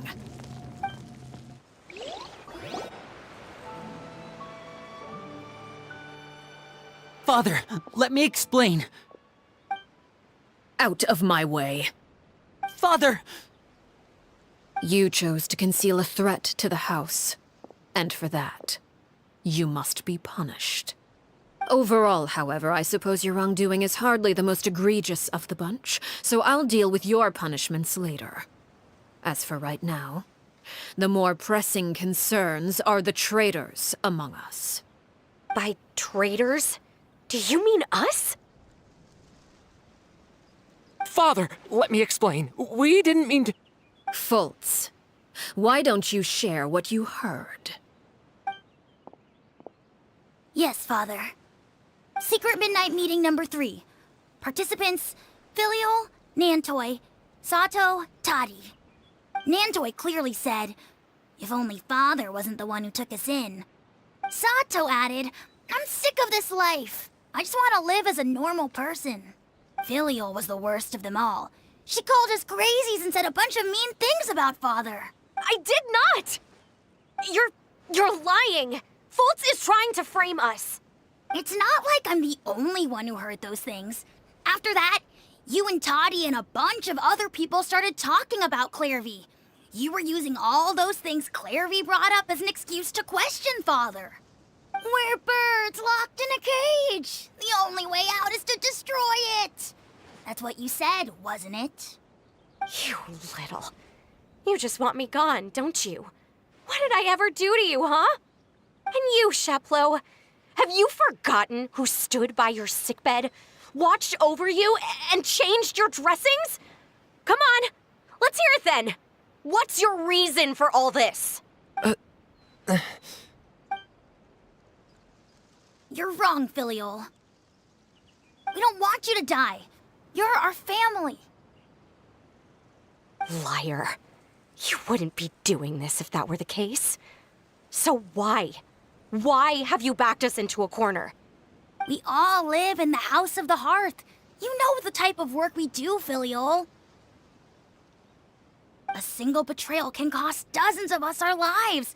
It's not like it's never happened before. That kind of thing is hard to forget.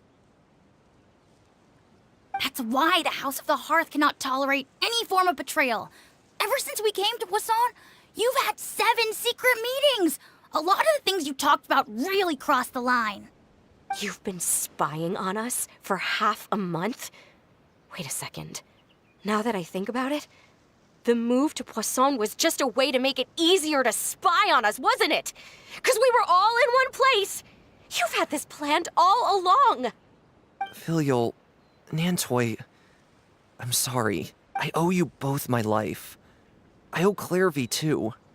If it weren't for all your help after I got poisoned, I wouldn't be standing here today. If this were any other situation, I would do anything to repay that kindness, even if it cost me my life. But rules are rules. I'm sorry. My hands are tied.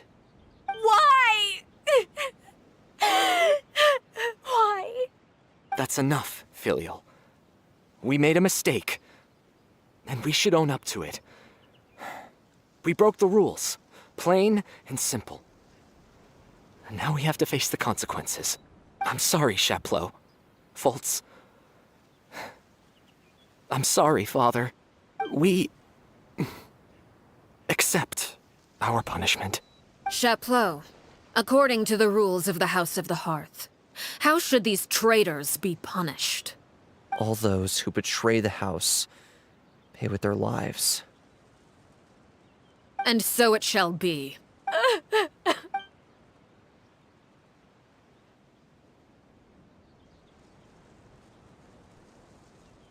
Father, please wait! Something you want to say, Linny?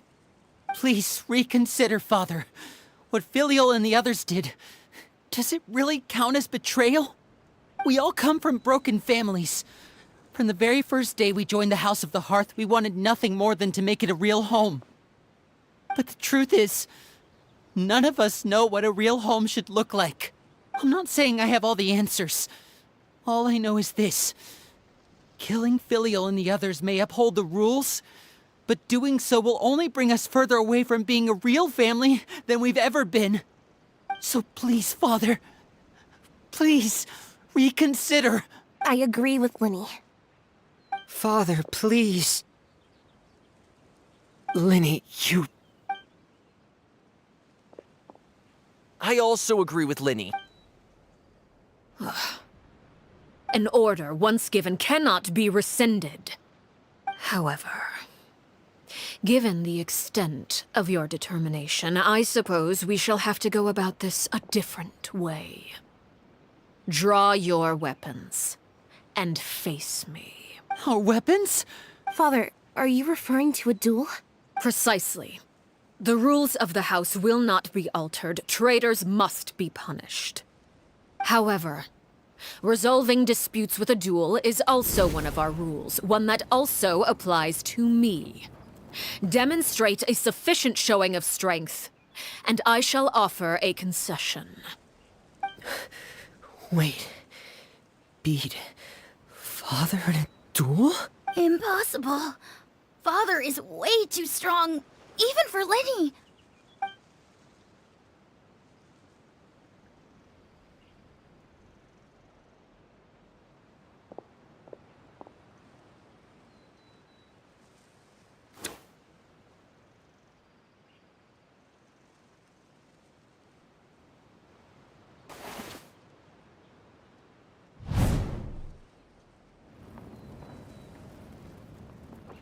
Did you hear that, Traveler?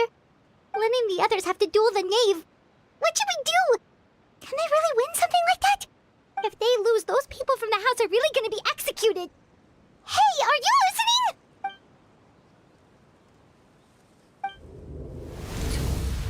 Don't you want to say a proper goodbye at least? Anger makes you impulsive. Sorrow causes you to waver.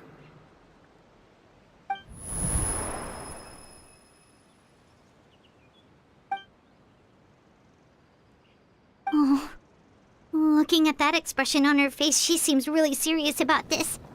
Guess that means there's no chance she's throwing the duel on purpose, huh? When guests are around, families are often on their best behavior. And any disputes are less likely to escalate. When the time comes, make the choice that you deem most appropriate in the situation, and lend your help to the House of the Hearth. What's wrong, Traveler? Hey, where are you going? Traveler? You're asking to join the duel against the knave? I'll allow it. We do have a ready-made dueling ring at our disposal, after all. All I would advise is this. Keep a firm grasp on your weapon, and give it your all. Any less, and you may just lose your life.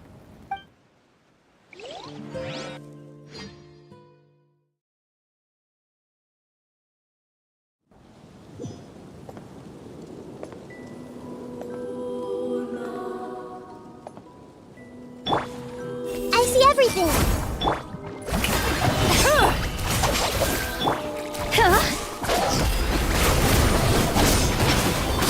Is it my turn now?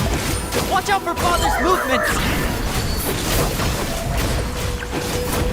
Now that's more like it. The Temple of Wisdom. With these rising flames! How amusing. Shower me with dissipate. I'll settle this. You alright? With the fall of darkness, destruction shall rise. Have a taste of purgatory.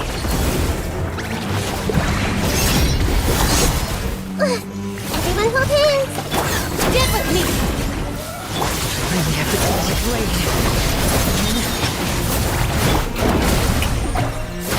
Is it my turn now? Time to go.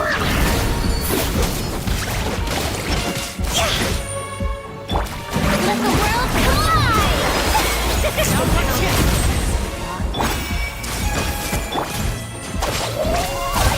terrified!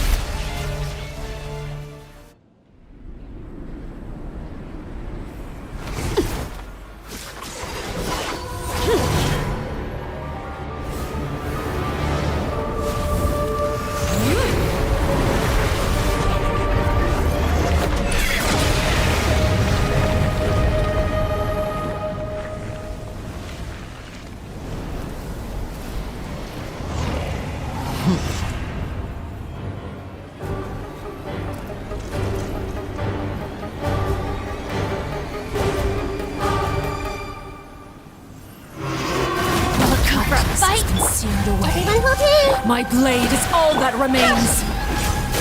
Our bond is taken care of. Sharing my knowledge. Watch out out for Father's movements! Look out!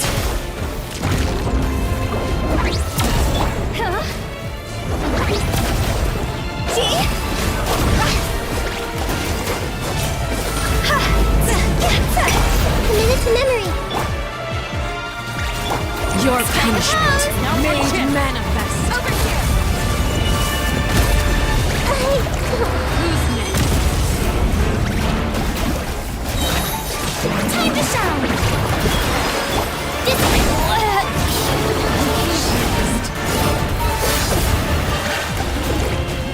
Watch out for Father's movements! Look out! The sun and moon have set. Only ruin remains.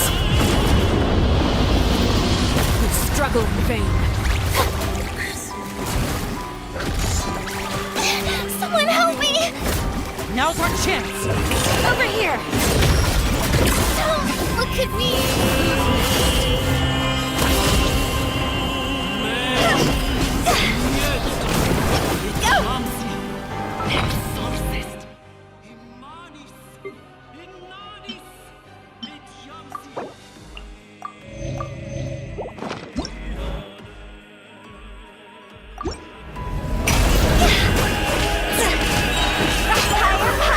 Watch out for Father's movements! Look out!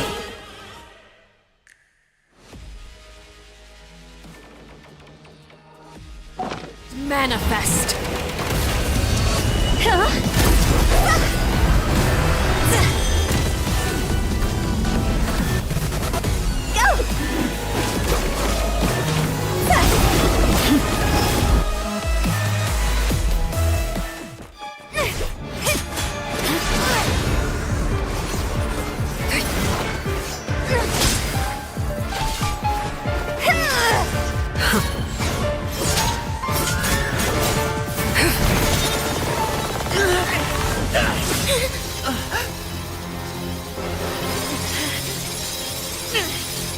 You should know better than to crowd in one place.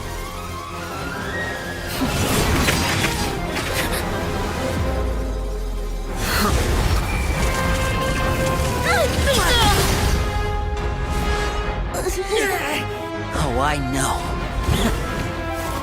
No! I'm sorry, Father!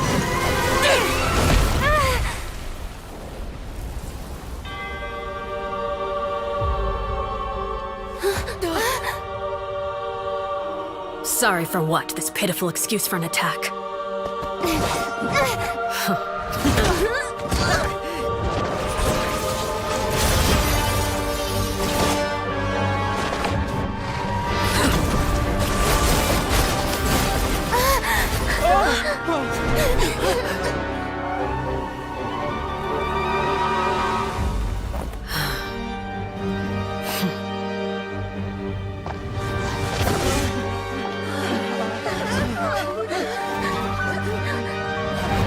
Father, no!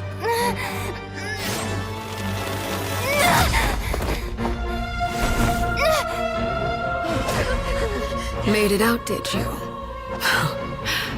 You're stronger than I expected.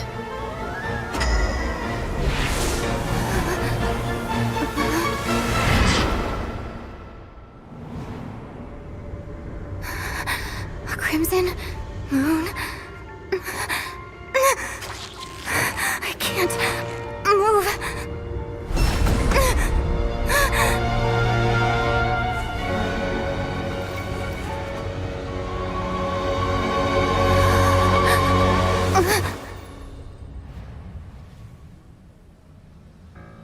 Still, not strong enough to beat me.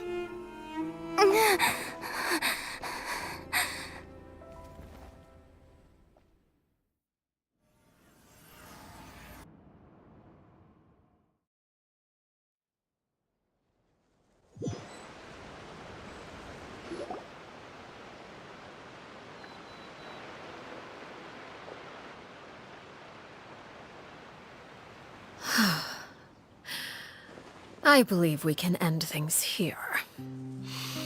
It's not often that we get to enjoy the company of guests, after all. We wouldn't want things to get too out of hand. Are you alright? Lenny! Given that I am the victor of this duel, as agreed, the punishment stands. No! I never thought things would end like this. However, everyone involved in the duel demonstrated a remarkable level of strength and determination. In light of this, I'm prepared to change the method of execution. Elwar, the bottled flames I gave you for safekeeping. Do you still have them? Yes? I wasn't sure what they were for, but I've kept them super safe. I didn't lose a single one. Wonderful.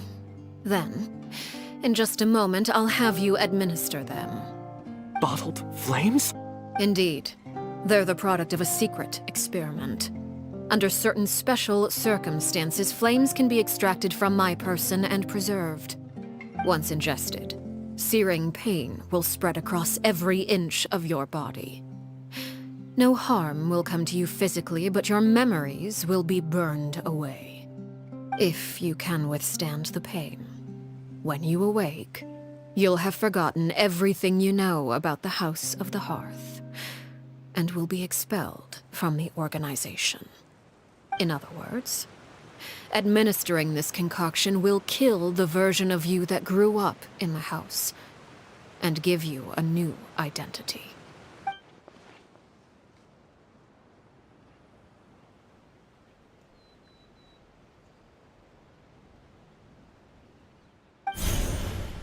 Memory is a mysterious thing indeed. Losing a portion of your memories will alter your sense of self.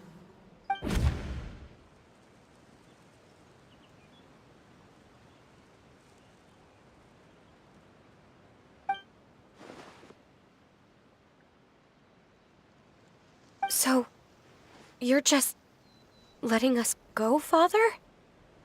You misunderstand. Memories are extremely important. Once consumed by flame, the version of you standing before me will die, and our secrets will die with you. So no, I don't intend to just let you go, because the person who survives will be nothing but a stranger. Even so, I won't have to live in fear anymore. I'm sorry, Father. I'm sorry I let you down. But I really... Don't cry, Filial. You haven't left the house yet, so there are still rules to be followed, yes. Remember what I taught you. Anger makes you impulsive, sorrow causes you to waver. Don't let yourself be controlled by your emotions. Of course. I'll remember. Dry your tears, and go pursue the life you really want. Yes, Father. Chaplot, Fultz, Elwar, take them back to Poisson. And bring Linny and the others as well. I prepared 3 extra vials of bottled flames. As for whether to take them, the choice is yours. Goodbye, children. The next time we meet, I will no longer be your father. Thank you for all you've done for the house. I hope you have bright futures ahead of you.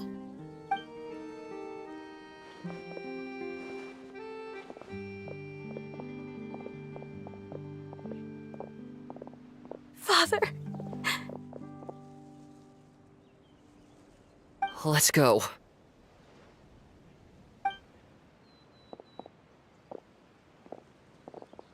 Here, grab my arm, Linny.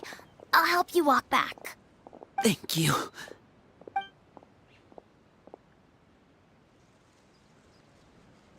Clairvy.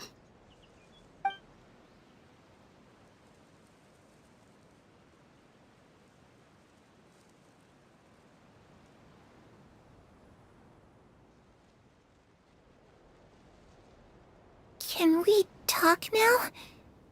I've been waiting for a super long time. You really are Perry, aren't you? I haven't seen you in so long. How come you're all grown up? Wait, did I somehow travel to the future on accident? Or am I dreaming? What a long dream. Neither. You died, Clairvy. That's what happened. You could have at least sugarcoated it a little. Look, she's done speechless. Oh. Okay then. Huh? That's it? You accepted it just like that? Yep. If that's what Perry says happened, then I believe her. Perry wouldn't lie to me. Plus, I don't really need to know why I'm like this. I'm more curious about what happens in the future. If you're a harbinger now, Perry, that means Mother is gone, isn't she? Can you tell me about it? I want to know what happened to her. And to me. You never stopped trying to defy fate. At first, no one believed you. You could only vent your frustrations to the moon. In fact, you often sought comfort in the night sky. You wanted to see the aurora, so one night we promised each other we would go to Snezhnaya to see it together. Later on, you tried to run away, but you were brought back each time. Mother spared your life, but it wasn't out of kindness. Instead, she decided to make an example of you by slowly torturing you over time. That way, the other children would know what happens to traitors. Still, you never gave up. Mother hoped that through ruthless duel after ruthless duel, she would be able to crown an ultimate victor among the children she raised. But you called on everyone to unite, to fight to a draw in order to reduce casualties. Your efforts may have only delayed the inevitable, but still.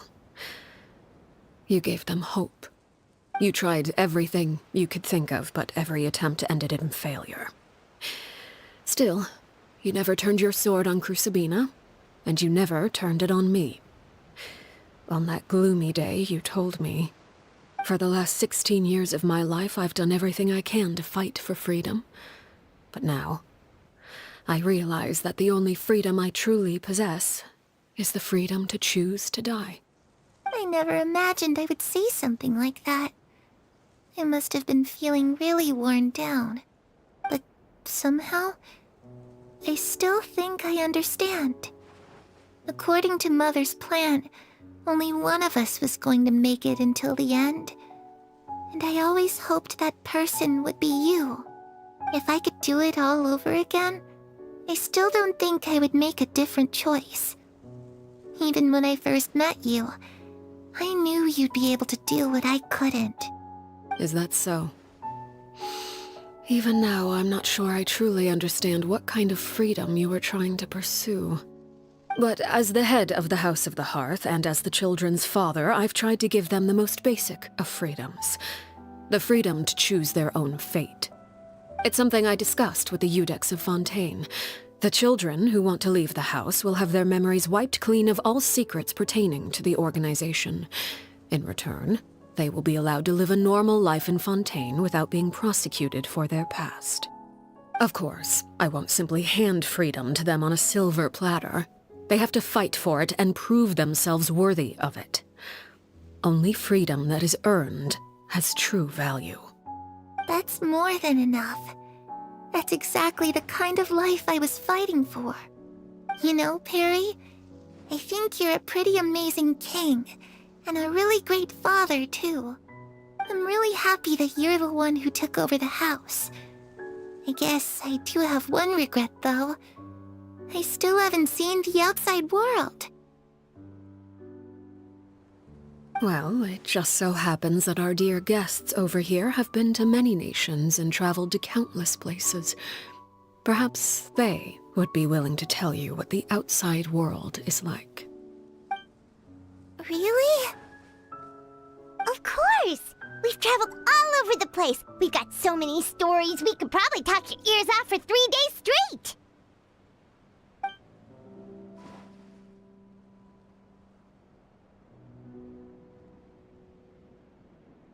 I was always too afraid to skip Mother's fighting lessons.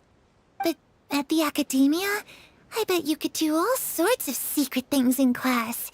Things that have nothing to do with studying. I'm just kidding. Being able to study whatever you want, without having to fear for your life actually sounds pretty great. You know, I used to dream of being a bard, playing the lute while singing into the winds of freedom. Even if there was no one there to listen, I would have continued to sing no matter what. Ah, that's where Mora comes from. I never knew that before. If I had some Mora, I would buy 3 new dresses. One for me, one for Perry, and one for Mother. It's just too bad Perry doesn't like wearing dresses. And Mother, she probably wouldn't accept something like that either. I guess I'd just have to keep them all for me then. I could wear a different one every day. Those yokai you mentioned, what do they look like? I once saw a drawing of this one guy with horns on his head and a super scary face. Are there any yokai like that? Oh, sounds like you're talking about an Oni. Yep, we've met one, and let Paimon tell you, they're not nearly as scary as they look.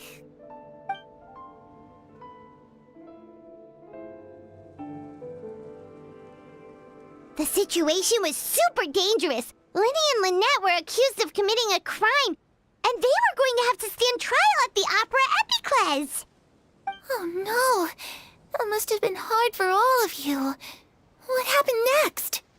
Don't worry, we were able to turn the situation around super quickly, all thanks to Detective Paimon, of course. How'd you do that? Come on, tell me. Okay, so it was like this. After the failed magic show, we rushed to the scene and...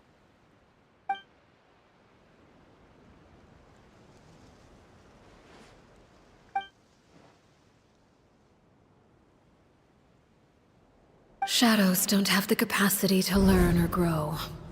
Any new information they encounter is quickly forgotten over time.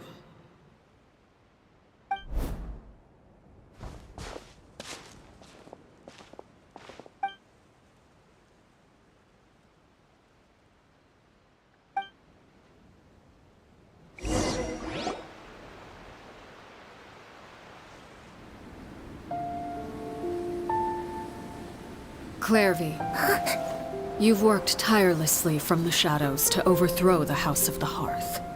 Now, by my authority as the Knave, I shall announce how this matter ends. You are hereby expelled from the House of the Hearth. You are no longer tied to this place, nor are you bound by its rules. You're saying that I can finally leave?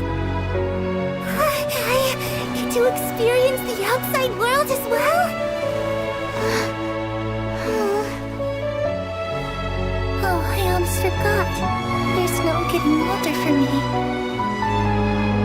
Still, seeing who you grew up to be makes me really happy, Parallel. Take care of yourself. Goodbye. May we meet again someday.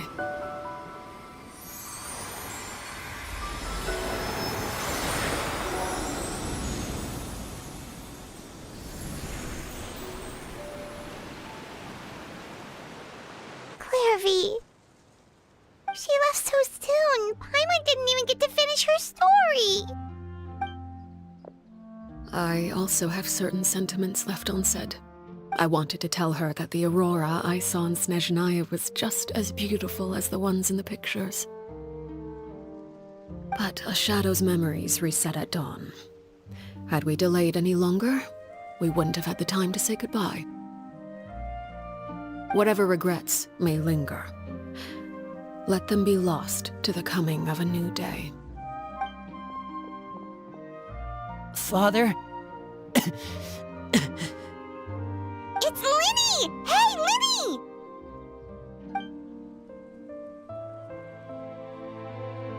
What is he doing back here? Let's go check it out.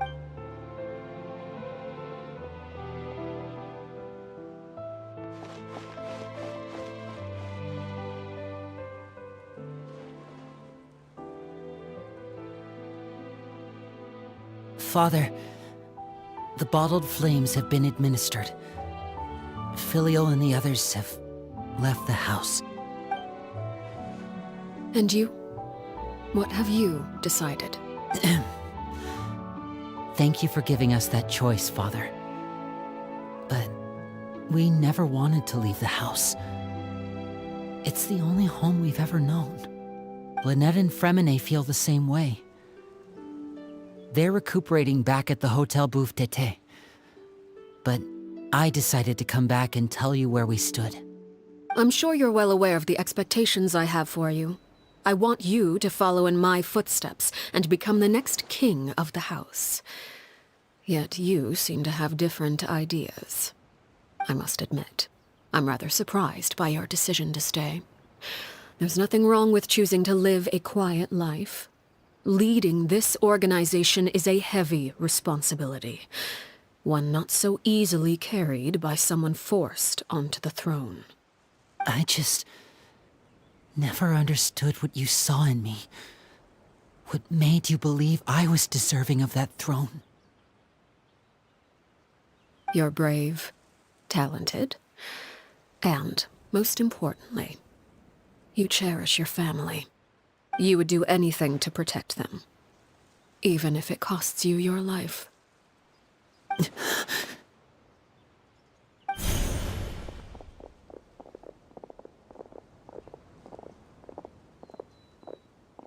Speaking up back there was so brave of you, Linny. It's all thanks to you that we were able to convince Father to back down. You're a hero, Linny. Hero. Father is the real hero. Had Father gone all out during the duel, there's no way I would have walked away with my life. She must have had it all planned from the beginning, from the very moment she suggested a duel. I'm not deserving of that title. I'm not strong enough or smart enough. You're wrong. In my opinion, all you need to be deserving of the throne is conviction and the necessary strength to act on it. We may have different ideas of what it means to be a family, but you can hardly be said to lack conviction. What you truly lack is strength. For someone of your talent, though, that's something that will come with time. Even without that strength, you still chose to face me in a duel, even though the odds were stacked against you. That capacity to honor your convictions is what I truly see in you. Father. No one knows what the future holds, what tragedy or triumph may be in store. Being at the head of this organization requires the strength of will to face whatever comes. Caution will only hold you back. If reaching a certain standard were required to go after what you want, I would never have succeeded in killing my predecessor. Back then, there was still a considerable gap between our abilities.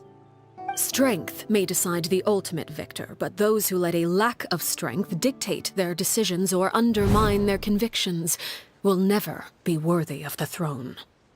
I understand, Father. Thank you. Children must grow up to surpass their parents.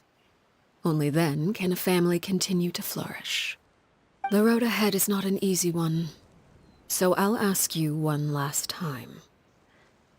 Are you certain you want to stay? You've done so much for me, Father, and that kindness must be repaid. Plus, with Project Stuja at hand, there are many dangers ahead, and I, for one, don't intend to back down. Protecting my family at all costs. That's my conviction. Then you're welcome to stay. As for Project Stuja, you need not be too concerned. If those cowardly businessmen and heartless dignitaries try to take us down, I'm prepared to teach them a lesson. Having members who longed for the light was our organization's last weakness. With those members no longer among our ranks, the House of the Hearth is like a spider hiding in the shadows. We need only wait for our prey to come to us. At present, our imperative is to use their plan to our advantage. In doing so, a crimson moon shall rise amid the frigid blizzards of winter. No demonstration of loyalty shall go unrewarded, and no sacrifice shall be in vain. As for the two of you, whether we meet again as friend or foe, I'll remember the camaraderie we shared in this moment. No matter how arduous the journey ahead, I hope we both reach our desired destination.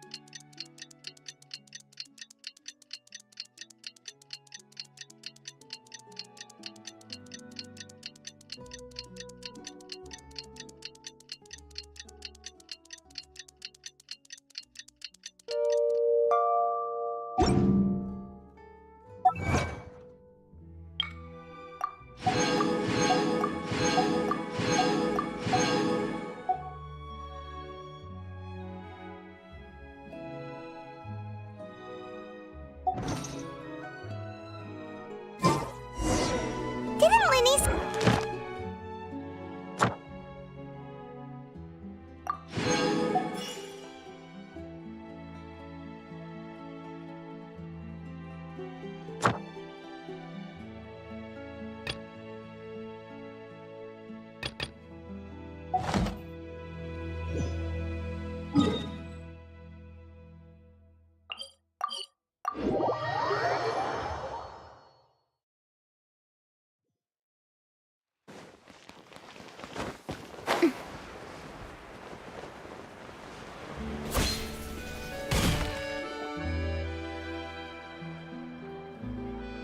Lynette? Fremine? How are you feeling? Much better. Whew, what a relief! What about you? Are you feeling alright? I knew you'd come out unscathed. Us, on the other hand, well, we've been bedridden for 2 days. I couldn't even turn over. Oh, and I wanted to ask, is Clairvy gone? Linny and the other members have left Poisson and returned to the House of the Hearth. According to him, there haven't been any more sightings of a spirit roaming the house. I see. I'm glad. Father came to check up on us 2 days ago and told us about what happened with Crusabina and Clairvy. Actually, I've met Crusabina before. Wait, what? You've met the former knave? Crusabina died a year after Clairvy. It was during the year between their deaths that I joined the House of the Hearth. Crusabina had an extremely cruel and radical way of doing things. While she was alive, the atmosphere in the house was suffocating. When I joined, though, the experiment she valued so much had already come to an end, and all the people involved, dead and injured alike, were gone. Crusabina never talked about the past with us newcomers. A couple of months after I joined, Father killed Crusabina and burned all her files. With that, the names of all the people subjected to her experiments, Clairvy included, were lost to the flames, along with the painful memories they represented. Father took in Lenny and me a couple months after that, but she never mentioned anything about Crusabina or Clairvy. It really seems like something she was planning to keep to herself. The last time you talked to her, did she mention why she kept it a secret for so long? She said she didn't want us to be affected by the darkness of the past. She was worried we'd develop a false sense of gratitude towards her if we knew about it. The foundation of a family should be free of any corrupting influence. Whatever happened in the past, it has nothing to do with who we are now. And that's what Father told us in the end. But I still thanked her for everything. It was only after hearing about what Crucibina did that I finally realized how insignificant our lives could have been. The members of the house meant nothing to her. To say that she valued them in any way, even just as a tool, would probably be giving her too much credit. If Father hadn't taken over the House of the Hearth, I probably would have already... Father rarely brings up the fact that she saved us. She doesn't believe that being indebted to her should be what ties us together. But even if we didn't owe her anything, we would still choose to stay. Because this is our home. We may have arguments or times when we feel wronged. Some people may even choose to leave. But as long as Father is here, we will always have a home. Whether the path before us is bathed in sunlight or shrouded in shadow, we'll follow Father wherever she chooses to go. So I wanted to say thank you for helping us make it through this crisis. Without your help, we could have lost a lot more along the way. Oh, we didn't do anything, really. Of course. You're welcome anytime. Are Filio and Nantoy okay? I actually saw them at a cafe this morning. They didn't recognize me.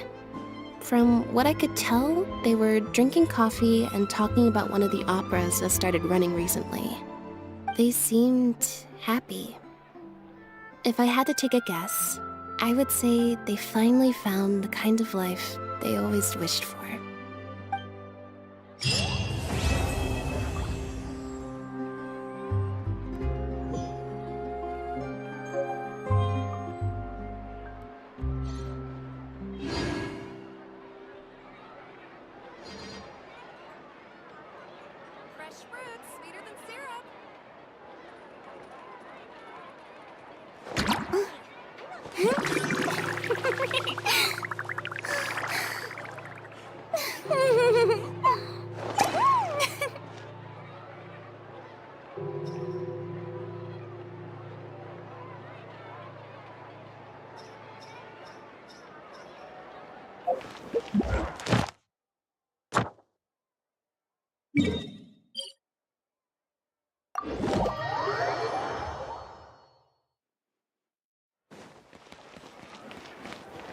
Ad Astra. Thank you for completing today's commissions.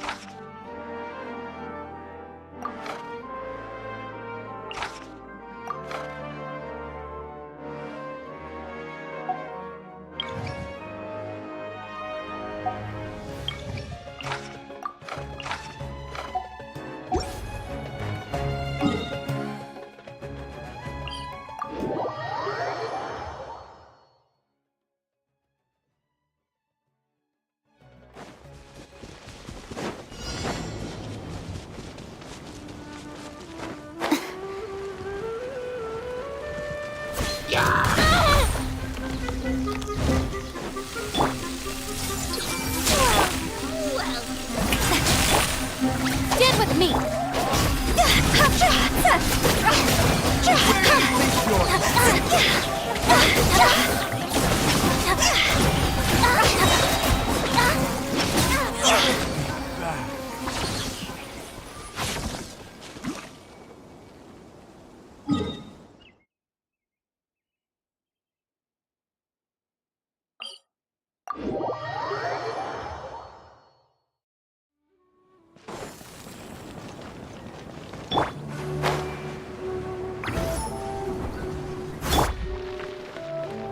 Strike a pose. Dissipate.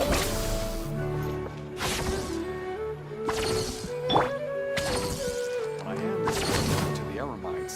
I'll have to rephrase the request.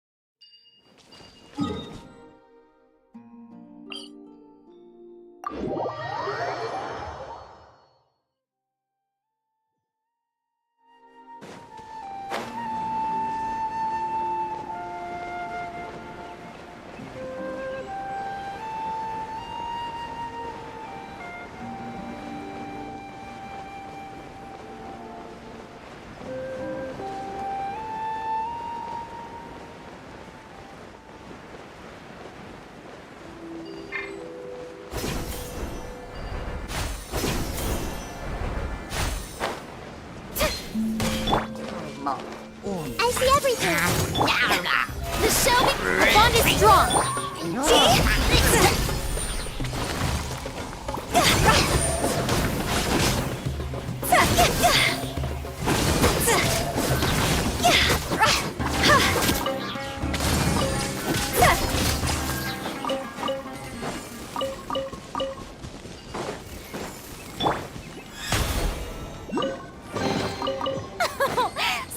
Splendid!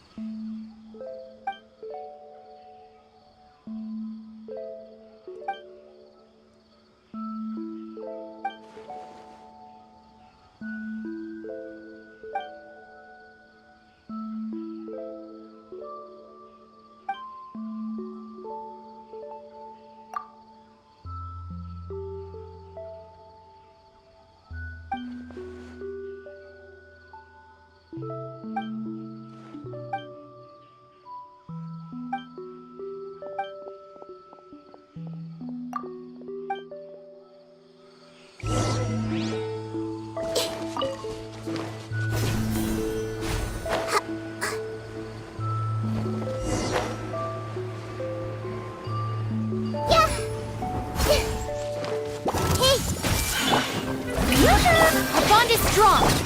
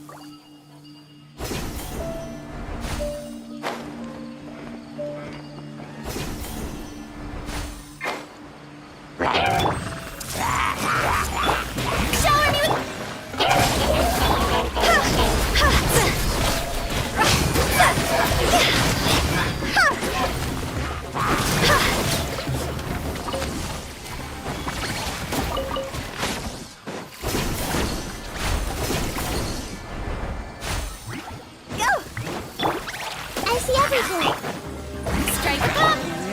Stand with me! See? Hey, Time to go!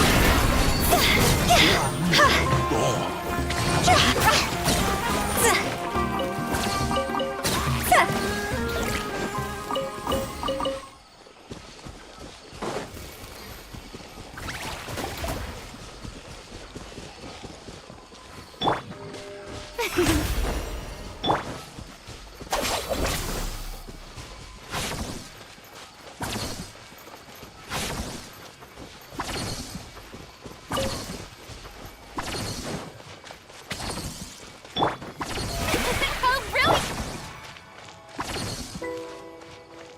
Everyone hold hands.